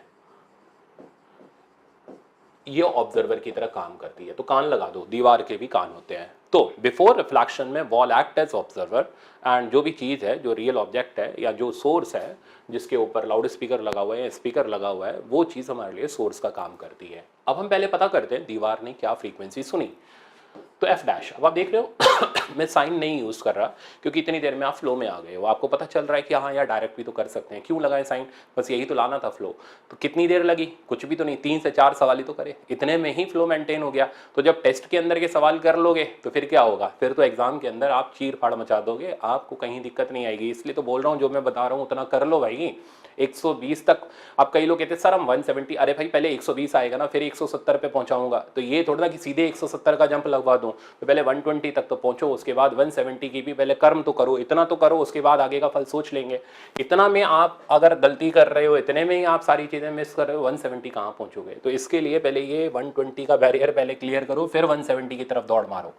एफ डैश, एफ डैश की वैल्यू होगी F we minus V minus. दीवार ऑब्जर्वर की तरह काम कर रही है और दीवार रेस्ट पर है, तो ऑब्जर्वर की वेलोसिटी 0 हो गई। सोर्स ऑब्जर्वर की तरफ अप्रोच कर रहा है, उसकी वेलोसिटी v नॉट है, तो इधर साइड आ गया प्लस v नॉट। तो ये वो फ्रीक्वेंसी है जो दीवार ने सुनी, ठीक है ना। अब सेकंड हाफ के अंदर क्या होता है, वॉल जो है वो सोर्स की तरह काम करती है। तो ये लगा दो भोपो, ठीक है ना। तो दीवार एक्ट एज सोर्स। अब vs 0 हो गया, इसके ऊपर से लाउड स्पीकर हटा लो। अब जिसको ये आवाज सुनानी है, तो ये अपने दोनों बड़े बड़े कान लेकर के यहाँ पर चल रहा है। तो ये जो गोंचू है ये ऑब्जर्वर की तरह काम कर रहा है, ठीक है ना। इसको ऑब्जर्वर बना दिया। अच्छा, इसकी वेलोसिटी वही थी जो कार की वेलोसिटी थी। तो this person act as observer and now wall act as source. Wall जो फ्रीक्वेंसी एमिट करेगी ना, वो वही फ्रीक्वेंसी होगी जो उसने सुनी होगी। यानी अब एफ डैश इस ऑब्जर्वर के लिए रियल फ्रीक्वेंसी का काम करेगा और जो इसको सुनाई देगा वो एपरेंट फ्रीक्वेंसी होगा। अब चलते हैं। The f double dash equals to f double dash is frequency heard by this observer. F dash v minus ऊपर ऑब्जर्वर कौन है ये है, इसकी वेलोसिटी सोर्स की तरफ है, तो O से S की तरफ है, तो साइन नेगेटिव आया, तो माइनस v नॉट। नीचे सोर्स की वेलोसिटी 0 हो गई। तो अब हम f डैश का वैल्यू डाल देंगे जो हमने ऊपर कैलकुलेट करा। तो f times v by v minus v not. यहां पर आया बेटा हमारे पास क्या बचा, v plus we not by V. v से v कैंसिल हो गया, रट्टे मत मारना, और रिजल्ट आपके पास आ गया f times v plus we not by v minus we naught. तो ये वो तरीका। अब फिर क्या करेंगे, वो डिवाइड करके मल्टीप्लाई कर देंगे, आंसर हमारे पास आ जाएगा। तो ये था रिफ्लेक्शन फ्रॉम वॉल का मेन डिटेल्ड कंसेप्ट। अब हम चलते हैं आगे। अब ये आता है एग्जाम्पल देखो, a motor car blowing a horn of frequency 124 vibrations पर सेकंड। तो ये एक्चुअल फ्रीक्वेंसी दे रखी है, ठीक है ना। जो ये सोर्स है इसकी फ्रीक्वेंसी हमारे पास अवेलेबल है 124 हर्ट्ज कर लो, वाइब्रेशन पर सेकंड कर लो, बात एक ही है। Okay, most with velocity 72 kilometre per hour towards a tall wall. तो ये चल रहा है 72 किलोमीटर पर आवर से towards a tall wall. The frequency of reflected sound heard by the driver. तो मैंने ड्राइवर ऊपर बैठा दिया, ठीक है ना, तो क्या टेंशन है, अंदर बैठाने की जगह नहीं थी। Will be velocity of sound in air is 330 metre. अब ये मीटर में चल रहा है यार, ये किलोमीटर पर आवर में तो कैसे काम बनेगा। तो फिर इसको हम मीटर पर सेकंड में, वो हो जाएगा 20 मीटर पर सेकंड। तो मैं यहाँ डाटा मॉडिफाई कर दे रहा हूँ और इसकी वेलोसिटी 20 मीटर पर सेकंड ले लेते हैं। अब कैलकुलेशन तो आप करोगे, मैं बस खाली आपको सॉल्व करके दे रहा हूँ। फर्स्ट पार्ट और सेकंड पार्ट आंसर आप निकालोगे। आंसर इसका आपको मिलेगा 132 वाइब्रेशन पर सेकंड, यानी ऑप्शन नंबर इसमें बी हो जाएगा। बट प्रैक्टिस आप करो। तो फर्स्ट पार्ट है जिसमें वॉल जो है वो किसकी तरह एक्ट करेगी, ऑब्जर्वर की तरह, ये कार सोर्स की तरह। कैलकुलेशन लास्ट स्टेप में करना, बात ध्यान रखना। तो एफ डैश निकालो पहले, f we minus, observer rest पर है, सोर्स ऑब्जर्वर की तरफ जा रहा है 20 से। तो एफ डैश की बेटा वैल्यू आ गई f we upon v minus 20। अब सेकंड पार्ट आफ्टर रिफ्लेक्शन, इसमें ये दीवार किसका काम कर रही है, सोर्स का, और ये जो चीज़ है किसका काम कर रही है, ऑब्जर्वर का। और मैं एफ डबल डैश का वैल्यू निकालने जा रहा हूँ, which is f dash v minus. ऊपर ऑब्जर्वर सोर्स की तरफ जा रहा है, इसलिए माइनस माइनस माइनस प्लस हो गया। नीचे सोर्स रेस्ट पर है। एफ डैश की वैल्यू सब्स्टिट्यूट कर देते हैं, which is f v cut जाएगा और ऊपर बचेगा v प्लस 20। बाय में v माइनस 20। डाटा सिंप्लीफाई करते हैं, f की जगह आ गया 124 वाइब्रेशन पर second times v plus 20, that means 330 plus 20 बन गया 350, और नीचे आ गया 330 माइनस 20 यानी 310। तो ये तो गया। अब क्या करना है, 35/31 डिवाइड करो, 1 से तो बड़ा ही मिलेगा, तो 124 से बड़ा ऑप्शन 109 हो नहीं सकता, इन दोनों में से कोई देखना पड़ेगा। तो वो आप इस तरीके से डिवाइड मार करके एग्जैक्ट आंसर निकाल लो, मैंने निकाला हुआ है 132 वाइब्रेशन पर सेकंड इसका एग्जैक्ट आंसर आएगा। अब तो डॉपलर इफेक्ट आ गया होगा, ठीक है ना, अच्छे से आ जाना चाहिए, एंगल वाला सीख गए, ये करना सीख गए, वो करना सीख गए। अब हम चलते हैं लास्ट टॉपिक, स्टैंडिंग वेव, जिसके अंदर ऑर्गन पाइप आ जाएंगे, स्ट्रिंग के ऊपर स्टैंडिंग वेव और सोनोमीटर का एक्सपेरिमेंट आ जाएगा, और फिर आप प्रैक्टिस कर सकते हो टेस्ट से। तो अब मूव करते हैं अगले टॉपिक पर। तो अब हम आते हैं स्टैंडिंग वेव के कंसेप्ट पर। इसके लिए रिफ्लेक्शन ऑफ साउंड की थोड़ी सी थ्योरी है, ठीक है ना, ये थ्योरी आप बुक से भी पढ़ सकते हो, मैंने यहाँ रखी हुई है, आप नोट से भी देख सकते हो। तो ये ध्यान रखना, standing wave pattern again formula based है, अटैम्प्ट तब होएगा जब फॉर्मूले अच्छी तरह रटे हुए होंगे। तो मैं यहाँ पर बता तो रहा हूँ, बट आप पहले याद करके फिर आप उन प्रॉब्लम्स को फिर से रीअटैम्प्ट करना। स्टैंडिंग वेव पैटर्न फिर से इंपॉर्टेंट है, आपसे सवाल हो जाएगा। चलो स्टार्ट करते हैं। तो पहले हम रिफ्लेक्शन ऑफ साउंड देखते हैं। रिफ्लेक्शन ऑफ साउंड दो तरीके का होता है, हार्ड रिफ्लेक्शन या जिसको बोलते हैं रिफ्लेक्शन फ्रॉम फिक्स्ड हैंड, और दूसरा सॉफ्ट रिफ्लेक्शन यानी reflection from free hand. Meaning समझो, यहाँ एक रस्सी को हमने दीवार से बांध दिया, तो ये हो गया फिक्स्ड हैंड। अब एक वेव पल्स हमने डेवलप करी जो इससे टकराई और लौट करके आई। अब बेसिक थ्योरी ये है, जब हार्ड रिफ्लेक्शन होता है तो ऐसे में रिफ्लेक्टेड वेव जो होती है उसका फेज 180 डिग्री से चेंज हो जाता है, बिल्कुल इन्वर्ट हो जाती है। तो ये रिफ्लेक्टेड वेव जो होती है उसका डायरेक्शन तो चेंज होता ही होता है, हार्ड रिफ्लेक्शन में फेज 180 से चेंज हो जाता है। तो ये पूछा जाता है आपका थ्योरी के प्रॉब्लम्स के अंदर कि हार्ड रिफ्लेक्शन में क्या क्या चीज़ें चेंज होती हैं। तो मैंने सारा थ्योरी दे रखा है, वो आप एक बार देख जरूर लेना। अच्छा, अब इसी चीज़ को रिफ्लेक्शन फ्रॉम डेंसर मीडियम से ऐसे रिलेट करेंगे कि एक पतली रस्सी है और एक मोटी रस्सी है। पतली रस्सी act as rare medium and thick rope act as denser medium. हमने यहाँ से वेव पल्स डेवलप करके छोड़ी, अब ये वेव पल्स जो इधर गई उसको बोलेंगे ट्रांसमिटेड पल्स, उसका फेस चेंज नहीं हुआ, उसका सिर्फ और सिर्फ मीडियम चेंज हुआ, ठीक है ना, रेयरर से डेंसर मीडियम में गई। मीडियम चेंज होने से वेवलेंथ चेंज होगी, स्पीड चेंज होगी, फ्रीक्वेंसी चेंज नहीं होगी, ये पॉइंट आप ध्यान रखना। तो ओमेगा जैसा इधर का होगा वैसा इधर का रहेगा, बस लैम्डा चेंज हो जाएगा, स्पीड ऑफ साउंड चेंज हो जाएगा, क्योंकि मीडियम चेंज होने से वेवलेंथ और स्पीड चेंज होता है। अब जो वेव पल्स यहाँ की तरफ आई वो होगी रिफ्लेक्टेड, रिफ्लेक्टेड वाले का मीडियम वही है, इसलिए वेवलेंथ वही है, स्पीड वही है, बस खाली उसका फेज और डायरेक्शन चेंज हो गया। तो ये सारे पॉइंट्स मैंने यहाँ पर लिखे हुए हैं, वो आप देख सकते हो। तो इंसिडेंट वेव पल्स की इक्वेशन हमने ले रखी है AI sin omega t minus kx। Reflected wave pulse की इक्वेशन देखोगे, ओमेगा सेम है, k सेम है, मतलब वेवलेंथ सेम है, बस खाली डायरेक्शन चेंज किया और फेज चेंज किया। ट्रांसमिटेड वेव पल्स का देखोगे तो फ्रीक्वेंसी सेम है, बस वेवलेंथ चेंज किया, फेज में कोई चेंजेस नहीं आते। तो ये पॉइंट बाय पॉइंट आप थ्योरी याद करो, क्योंकि थ्योरेटिकल क्वेश्चन मोस्ट इंपॉर्टेंट है, आते जरूर है। अब चलते हैं आगे। सॉफ्ट रिफ्लेक्शन, सॉफ्ट रिफ्लेक्शन में ना फेज चेंज होता है, ठीक है ना, और ना यहाँ पर मीडियम चेंज हुआ, सिर्फ और सिर्फ डायरेक्शन चेंज हुआ। तो रिफ्लेक्टेड वेव की इक्वेशन देखोगे तो ओमेगा टी प्लस के एक्स आ जाएगा, मीडियम सेम है, इसलिए ना वेवलेंथ चेंज होगी ना स्पीड चेंज होगी। जबकि आप इस जगह पर देखोगे तो अब डेंसर से रेयरर का हम रिफ्लेक्शन करा रहे हैं, तो ये रिफ्लेक्टेड वेव पल्स हो गई, ये ट्रांसमिटेड हो गई। ट्रांसमिटेड में अगेन मीडियम चेंज हुआ है, तो वेवलेंथ और आपका क्या नाम है स्पीड चेंज होगी। तो ये यहाँ पर रिफ्लेक्टेड वेव पल्स की इक्वेशन है, ये ट्रांसमिटेड की है। थ्योरी अब जरूर देख लेना, ठीक है ना, क्योंकि मैं पूरी डिटेल थ्योरी तो नहीं पढ़ा सकता। हाँ, ये मैंने वीडियो लेक्चर्स में बहुत डिटेल में पढ़ाई हुई है, तो वहाँ अगर जिन्होंने ज्वाइन कर रखा हो उनको पता ही होगा। तो अभी के लिए आप इसको या तो जो मैं नोट्स दे रहा हूँ उससे पढ़ो, नहीं तो फिर आप क्या कर सकते हो, बुक से पढ़ सकते हो। अब चलते हैं आगे।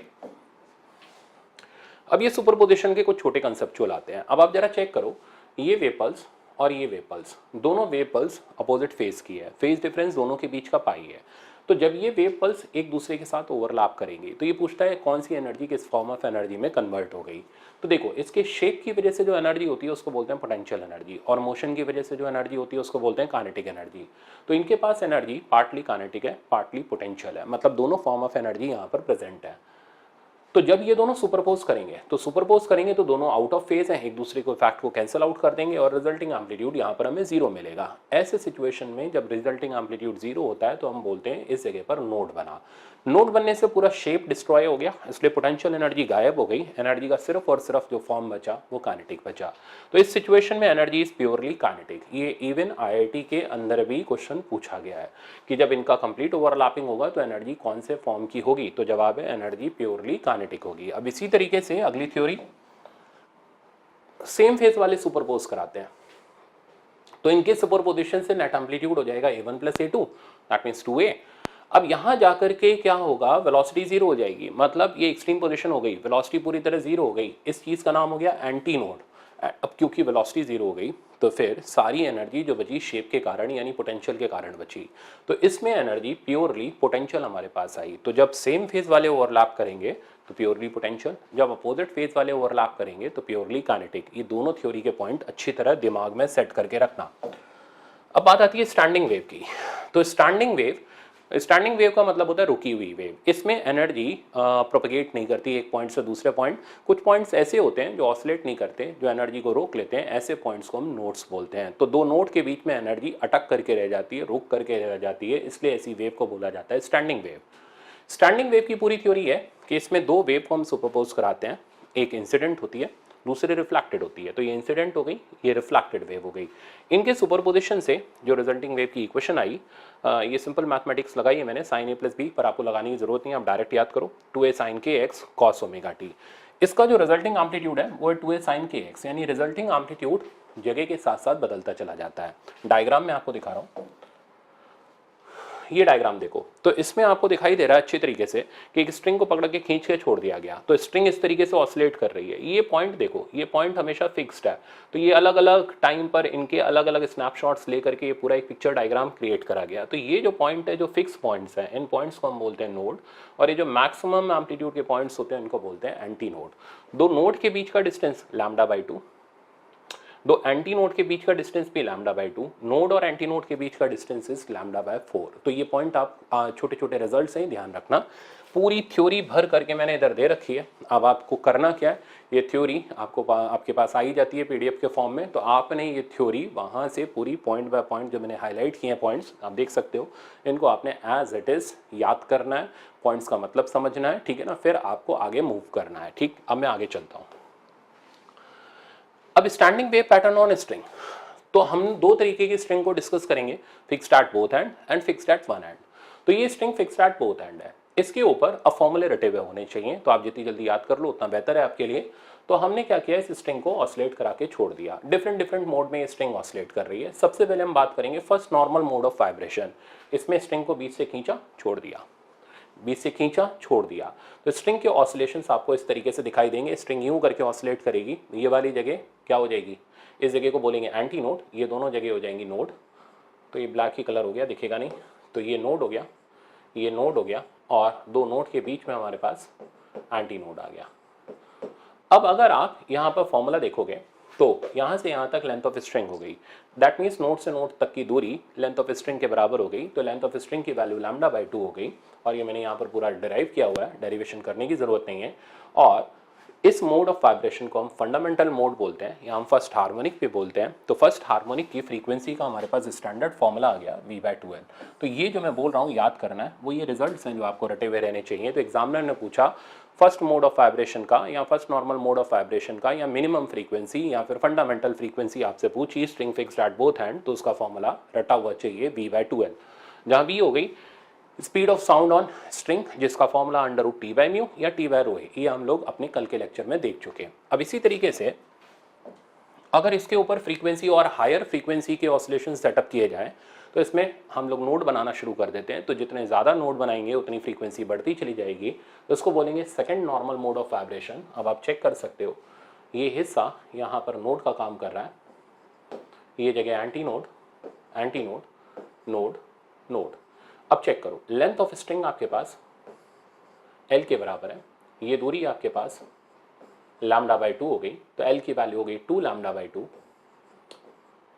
और फ्रीक्वेंसी की वैल्यू आप यहाँ L की वैल्यू हो गई हमारे पास 2 λ/2, और अगर आप फ्रीक्वेंसी निकालोगे तो मैंने यहाँ निकाली हुई है, तो L की जगह 2 λ/2 आ गया, फ्रीक्वेंसी v/λ, लैम्डा यहाँ से उठा के डाल दिया, फ्रीक्वेंसी का फॉर्मूला 2v/2l, तो पहले था v/2l, अब हो गया 2v/2l। 2 यहाँ नंबर ऑफ लूप्स भी हैं, तो इसको बोलते हैं हम फर्स्ट ओवरटोन या फिर सेकंड हार्मोनिक। तो फॉर n इक्वल्स टू 2 इसको बोला जाता है फर्स्ट ओवरटोन या सेकंड हार्मोनिक, ठीक है ना। तो पॉइंट आप ध्यान रखना। अब नेक्स्ट आगे चलते हैं। इसी तरीके से आप चेक करो, अब एक और नोड मैंने यहाँ पर बढ़ा दिया,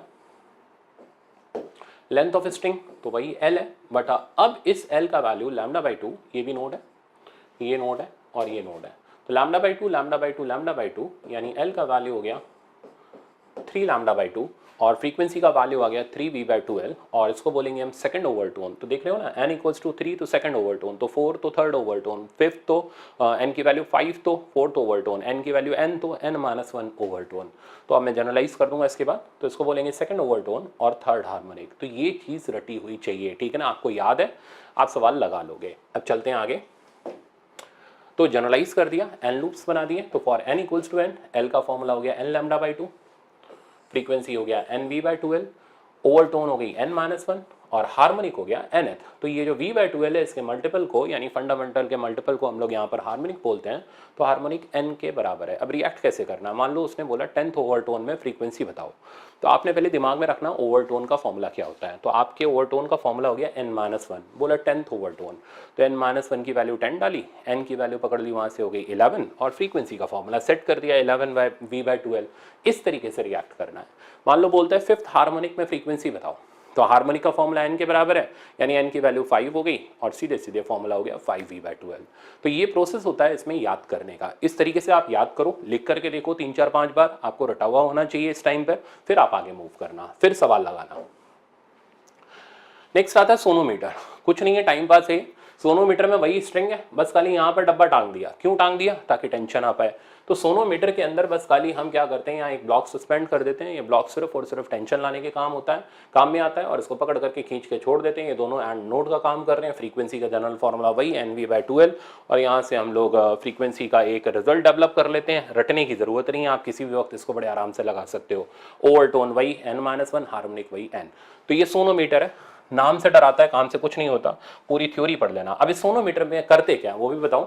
स्ट्रिंग को ऑसिलेट कैसे कराते हैं, इसके लिए एक ट्यूनिंग फोर्क ली, पटकी ट्यूनिंग फोर्क, ऑसिलेट करना शुरू करी, उसके स्टेम को यहाँ लगाया। तो इस वेव, इसके अंदर वायर के अंदर क्या होता है, रेजोनेंस होता है। रेजोनेंस मतलब दो चीज़ों की फ्रीक्वेंसी का सेम होना। तो जब ये वायर इसके साथ रेजोनेट करने लगती है तो इस पर डिफरेंट डिफरेंट लूप बनते हैं और फ्रीक्वेंसी जैसे जैसे बढ़ाते चले जाते हैं, नंबर ऑफ लूप की वैल्यू भी बढ़ती चली जाती है। तो अलग अलग मोड में ये ट्यूनिंग फोर्क के साथ क्या करती है, ऑसिलेट। तो जब दो चीज़ें सेम फ्रीक्वेंसी पर ऑसिलेट करती हैं तो उसको बोलते हैं हम यूनिसन या फिर रेजोनेंस। तो ये पॉइंट भी मैंने यहाँ पर लिखा हुआ है, रेजोनेंस और यूनिसन। थ्योरी जरूर पढ़ लेना, ठीक है ना। फिर आगे बढ़ते हैं। अब देखो, string fixed eight one and. अब वन एंड तो जो ओपन एंड रहेगा वो एंटी नोड हो जाएगा, फिक्स्ड एंड नोड हो जाएगा। अब दूरी λ/4 हो जाएगी, तो इसकी फंडामेंटल फ्रीक्वेंसी हो जाएगी v/4l। वहाँ थी v/2l, यहाँ है v/4l। तो इंपॉर्टेंट रिजल्ट है, fundamental frequency of open organ pipe, और सॉरी ऑर्गन पाइप बोल रहा हूँ, fundamental frequency of string fixed eight one and and string fixed at both and. का रिजल्ट ये है कि वन एंड वाले की जो फ्रीक्वेंसी है फंडामेंटल, वो बोथ एंड वाले की फ्रीक्वेंसी की हाफ है। तो वो थी v/2l, हाफ कर दो तो मिल जाएगा v/4l। रिजल्ट इंपॉर्टेंट है, याद रहना चाहिए, पूछा जाए सीधे चिपका के आना है। नेक्स्ट आगे चलते हैं। अब क्या किया, नेक्स्ट हायर फ्रीक्वेंसी सेट करी। इसके लिए हमने इसके ऊपर नंबर ऑफ नोड्स बढ़ाने शुरू करे। नेक्स्ट हायर फ्रीक्वेंसी अब चेक करोगे तो λ/4 λ/4 λ/4, तो 3 λ/4 मिलेगा। तो इसमें ये जो मल्टीपल मिलेंगे ना, ये ऑड मिलेंगे। तो इसके ऊपर सिर्फ ऑड हार्मोनिक का क्रिएशन होता है। तो थर्ड हार्मोनिक। ओवरटोन का नाम, ओवरटोन कौन होता है, फंडामेंटल के बाद की हायर फ्रीक्वेंसी। तो इसको बोलेंगे फंडामेंटल के बाद की हायर फ्रीक्वेंसी, दैट मीन्स इस ओवरटोन का नाम है फर्स्ट ओवरटोन। अब आगे चलते हैं। सिमिलरली अगर हम n की वैल्यू 3 रखें तो n कहाँ से आया वो अभी आपको पता चल जाएगा। तो अब अगर आप चेक करोगे तो ये टोटल मिल जाएगा 5 λ/4, फ्रीक्वेंसी हो जाएगी 5v/12, ओवरटोन का नाम सेकंड ओवरटोन, हार्मोनिक का नाम फिफ्थ हार्मोनिक। ठीक, इसी तरह जनरलाइज करें। अब आया n, तो जनरलाइज करें तो for n equals to n, l की वैल्यू होगी 2n-1 λ/4, फ्रीक्वेंसी का जनरल फॉर्मूला 2n-1 v/4l। अब n इक्वल्स टू n, तो ओवरटोन का नाम तो वही चल रहा है n-1, पर हार्मोनिक है 2n-1, यानी इस पे सिर्फ और सिर्फ ऑड हार्मोनिक बनेंगे। रिएक्ट करने का तरीका ये, कोई बोलता है कि 11th overtone string fixed eight one and की फ्रीक्वेंसी बताओ, तो आपने सुना ओवरटोन 11th, तो n-1 11 डाला, n की वैल्यू पकड़ ली 12 हो गई, फॉर्मूले में सेट किया, फ्रीक्वेंसी का फॉर्मूला आ गया। ये प्रोसेस होता है इसमें रिएक्ट करने का, फ्रीक्वेंसी का फॉर्मूला सोचने का। अब सवाल पे चलते हैं। तो देखो पढ़ो। तो पहला प्रॉब्लम तो इक्वेशन पर बेस्ड है। थ्योरी आप पढ़ोगे ना, वहाँ थ्योरी में मैंने लिखा हुआ है कि स्टैंडिंग वेव की जो रिजल्टिंग वेव होती है उसकी वेवलेंथ और फ्रीक्वेंसी सेम होती है सुपरपोजिंग वेव की। वो थ्योरी में देखना आप, तो ये कह रहा है इक्वेशन दे रखी है ये, describe stationary wave, wavelength of stationary wave, हमें वेवलेंथ निकालनी है। वेवलेंथ कहाँ से पता चलेगी? के से पता चलेगी। के यहाँ पर इससे मिल जाएगा, तो के का वैल्यू हो गया 5 के बराबर, ठीक है ना। अब के को हमने पुट किया 2 पाई बाय लैम्डा, तो लैम्डा की वैल्यू आ गई बेटा हमारे पास 2 पाई बाय 5, और इसको आप सिंप्लीफाई करोगे तो ये वही मिल जाएगा 1.256 मीटर। तो लैम्डा की वैल्यू, अच्छा ये मीटर में क्यों आया? क्योंकि एक्स का यूनिट चेक कर लो, तो जो एक्स का यूनिट होगा लैम्डा उसके बिल्कुल इनवर्स में चलेगा। अब सारे के सारे मीटर में ही चल रहे हैं तो हमें को सोचने की भी जरूरत नहीं मीटर है या सेंटीमीटर है, तो इसका मतलब ऑब्वियसली फिर आंसर मीटर में ही मिलेगा। नेक्स्ट आगे लेते हैं सवाल। अब देखो नेक्स्ट ये प्रॉब्लम है, बिल्कुल आसान थ्योरेटिकल प्रॉब्लम है, आराम से हैंडल कर लेंगे हम लोग। देखो कहता है if the fundamental frequency of sonometer wire, sonometer wire मतलब wire fixed at both end, तो फटाक से फंडामेंटल फ्रीक्वेंसी लगाई, फॉर्मूला हो गया V/2L। आगे बोल रहे हैं the radius is doubled and tension becomes half, material remain same, तो फॉर्मूला तोड़ना पड़ेगा, T/μ से तो काम चलेगा नहीं, T/ρA लगा दिया, A की जगह πr² आ गया। अब जो जो चीज़ें सेम है उनको तो उड़ा दो, लेंथ वायर की सेम है, मटेरियल सेम है, बस टेंशन और रेडियस चेंज करी जा रही है, तो frequency is proportional to √T/r। अब प्रोपोर्शनलिटी में आप रिलेशन ले लो, खेल खत्म, तो n1/n2 is equal to √T1/T2 r2/r1। अब जैसा डाटा था वैसा सब्स्टिट्यूट कर दिया, जैसे बोल रहे हैं कि टेंशन इज हाफ्ड, तो टेंशन को हाफ कर दिया, तो T2 की वैल्यू T1/2, तो ऊपर 2 आ गया, √2 मिल गया, एंड रेडियस इज डबल्ड, तो R2 इज ट्वाइस R1, तो 2√2 आ गया, तो N2 की वैल्यू हमारे पास आ गई n/2√2। तो प्रैक्टिस करो, आसान है, कुछ भी नहीं, फॉर्मूला लगाओ, खेल खत्म है। अब चलते हैं आगे। अब आता है ये प्रॉब्लम, ये कई बच्चों को प्रॉब्लम देता है। अब इसका शॉर्टकट मैंने टेस्ट सीरीज में सिखाया हुआ है, तो शॉर्टकट तो नहीं पर मैं प्रोसेस बता दे रहा हूँ आपको। अब सुनो, इसमें क्या करना है, रिफ्लेक्शन के कंसेप्ट की टेस्टिंग हो जाएगी। हमें क्या पता करना है, find out the minimum time after which string will regain its shape, तो जिस शेप में हमने डेवलप करके छोड़ा है इसी शेप को रीगेन कर ले, ऐसा कितनी देर बाद होगा ये हमें समझना है। तो चलो शुरू करते हैं।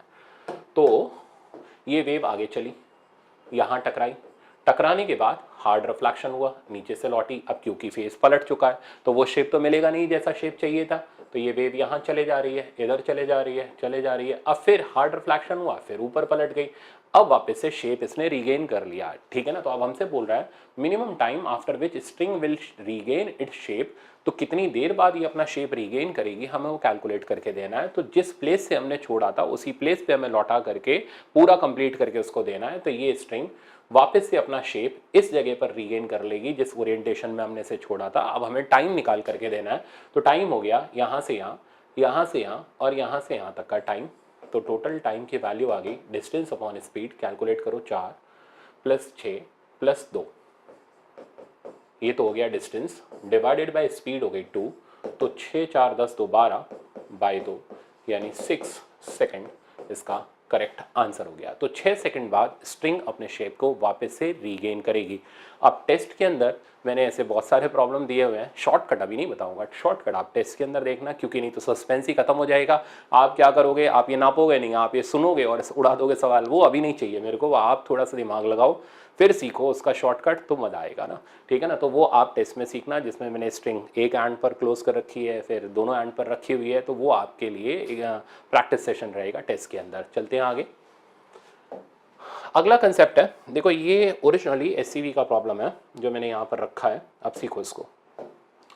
ये कह रहा है diagram shows a string stretched by block going over a pulley, तो अगेन वो सोनोमीटर जैसा ही एक्सपेरिमेंट है। कहते हैं the string vibrate in 10th harmonic, तो 10th हार्मोनिक में वाइब्रेट कर रही है। अब string fixed at both and, harmonic का फॉर्मूला n के बराबर ही होता था, तो n की वैल्यू पकड़ दी 10 हो गई। अब कौन ऑसिलेट करा रहा है, इन unison with a particular tuning fork, तो एक ट्यूनिंग फोर्क इसको 10 हार्मोनिक में यानी 10 लूप में ऑसिलेट करा रही है। तो पहले की फ्रीक्वेंसी का फॉर्मूला हो गया 10v/12। अच्छा, when a beaker containing water is brought under the block, अब ये बीकर का क्या सीन है भाई, पहले इसके अंदर जो टेंशन आई होगी वो टेंशन mg की वजह से आ रही होगी। तो पहले की फ्रीक्वेंसी ट्यूनिंग फोर्क की is proportional to length when, तो सेम ही है, इज प्रोपोर्शनल टू 10√mg। आपको खेल समझ आया, मैंने सीधे प्रोपोर्शनलिटी में लगा दिया इसको। अब बीकर लाने से क्या होगा, अपथ्रस्ट लगा होगा, जिसकी वजह से पानी के अपथ्रस्ट की वजह से टेंशन कम हो गई होगी।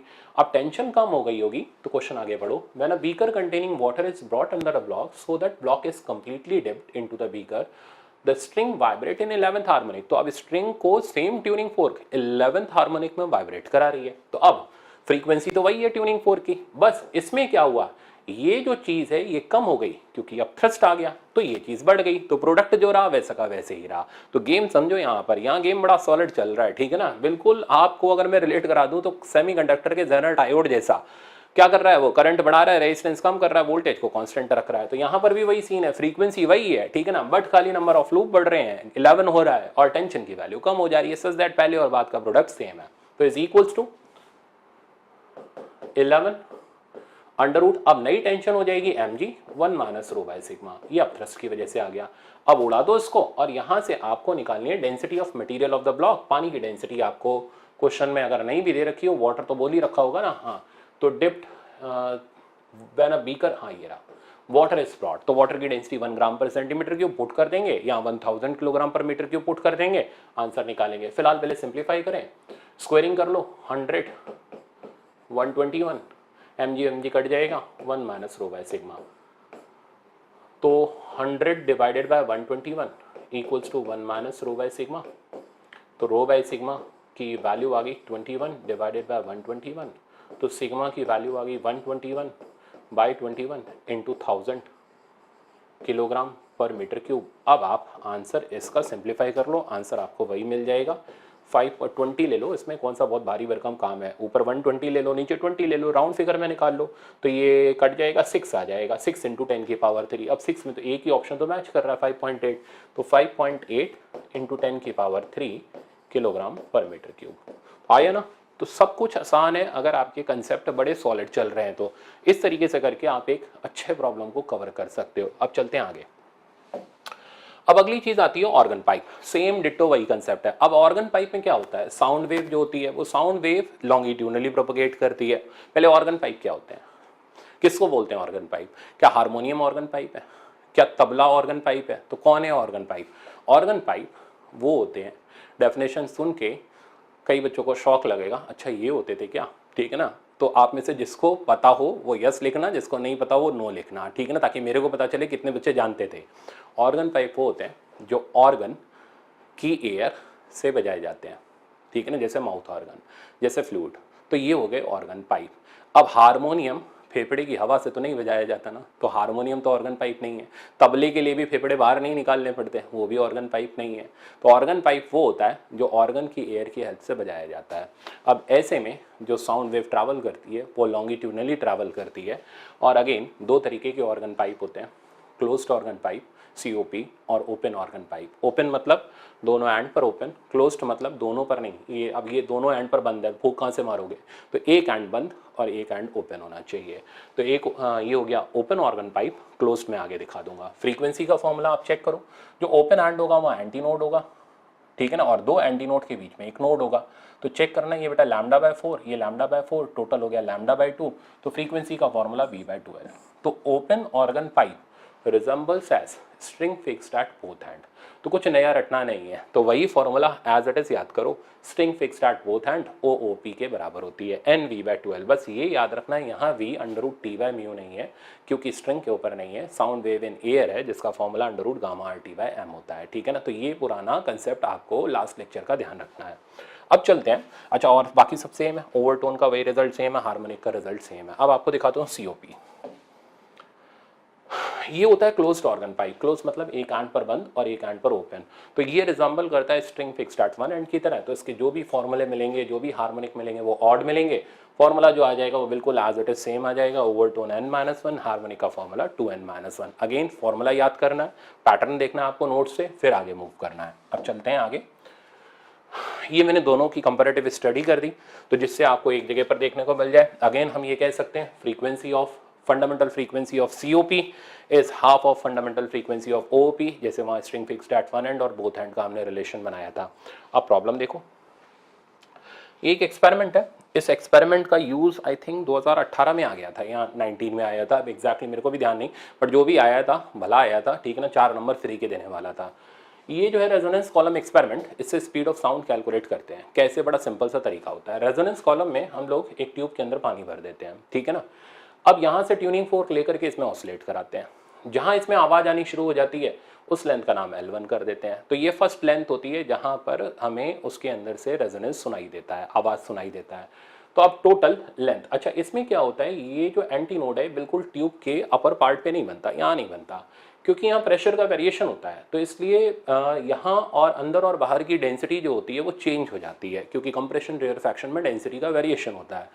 इस वजह से इसका एंटी नोड जो होता है वो थोड़ा सा ट्यूब से ऊपर बनता है, इसको बोलते हैं एंड करेक्शन। तो याद रखना L1 प्लस ई, यानी अब टोटल यहाँ से यहाँ तक की दूरी वो हो जाएगी λ/4। नेक्स्ट फिर हम पानी के लेवल को कम करते हैं और अगली बार फिर से रेजोनेंस, इसमें से आवाज आनी शुरू हो जाती है। तो अगली लेंथ होगी 3λ/4, तो 3λ/4 हो गया L2 प्लस ई। तो L2 प्लस ई 3λ/4, इन दोनों को सब्ट्रैक्ट करके हम लैम्डा निकाल लेते हैं। तो सीधे याद रखना लैम्डा का वैल्यू हो गया twice of L2 minus L1। Lambda आ गया, अब आपको स्पीड ऑफ साउंड निकालना है, तो फॉर्मूला चला दिया V equals to f lambda, जहाँ एफ हो गई ट्यूनिंग फोर्क की फ्रीक्वेंसी, वो क्वेश्चन में आपको गिवन थी, ठीक है ना। लैम्डा आपने यहाँ से निकाल लिया twice of L2 minus L1। तो बस सुनना है L1 और सुनना है L2, फॉर्मूला लगा देना है। एक्सपेरिमेंट हमेशा फॉर्मूला बेस्ड होता है, सुन करके आपने फटाक से फॉर्मूला लगा के आंसर दे दिया। एंड करेक्शन निकालना है, तो उसका फॉर्मूला ऐसे निकलता है, इस लैम्डा की वैल्यू को आप चाहे फर्स्ट इक्वेशन चाहे सेकंड इक्वेशन में सब्स्टिट्यूट कर दो, आपके पास एंड करेक्शन आ जाएगा, और एंड करेक्शन की जो वैल्यू आएगी वो हो जाएगी L2 minus 3L1 divided by 2। तो इन दोनों को एक जगह पे लिख लेना। तो सबसे मेन इंपॉर्टेंट फैक्टर है L1 और L2 की वैल्यू क्वेश्चन में पहचानना, फिर उसके बाद लैम्डा निकालना, फिर एंड करेक्शन निकालना। अब चलते हैं सवाल पर, पढ़ो। इन रेजोनेंस कॉलम एक्सपेरिमेंट, सीधे बोला जाता है रेजोनेंस कॉलम एक्सपेरिमेंट, कुछ छुपाया नहीं जाता है इसमें।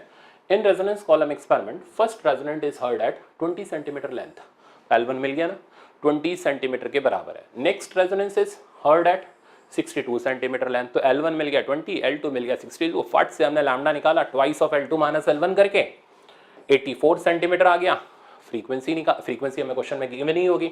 If frequency of tuning fork is 400 hertz, find speed of sound, V is equal to f lambda लगाया। कितना आसान था, फ्री के 4 नंबर मिलते हैं एक्सपेरिमेंट में, अगर सही आ जाए तो हमें स्पीड ऑफ साउंड पर। ये आ चुका है तो दोबारा दौड़ना इसी साल पूछने से रहा, तो फिर आप इसको, तो ठीक है वो तो पढ़ाना मेरा काम इसलिए मैंने बता दिया आपको, बट आप इसको इस साल के लिए इंपॉर्टेंट मत मानो क्योंकि आ चुका है ये अभी रिसेंटली।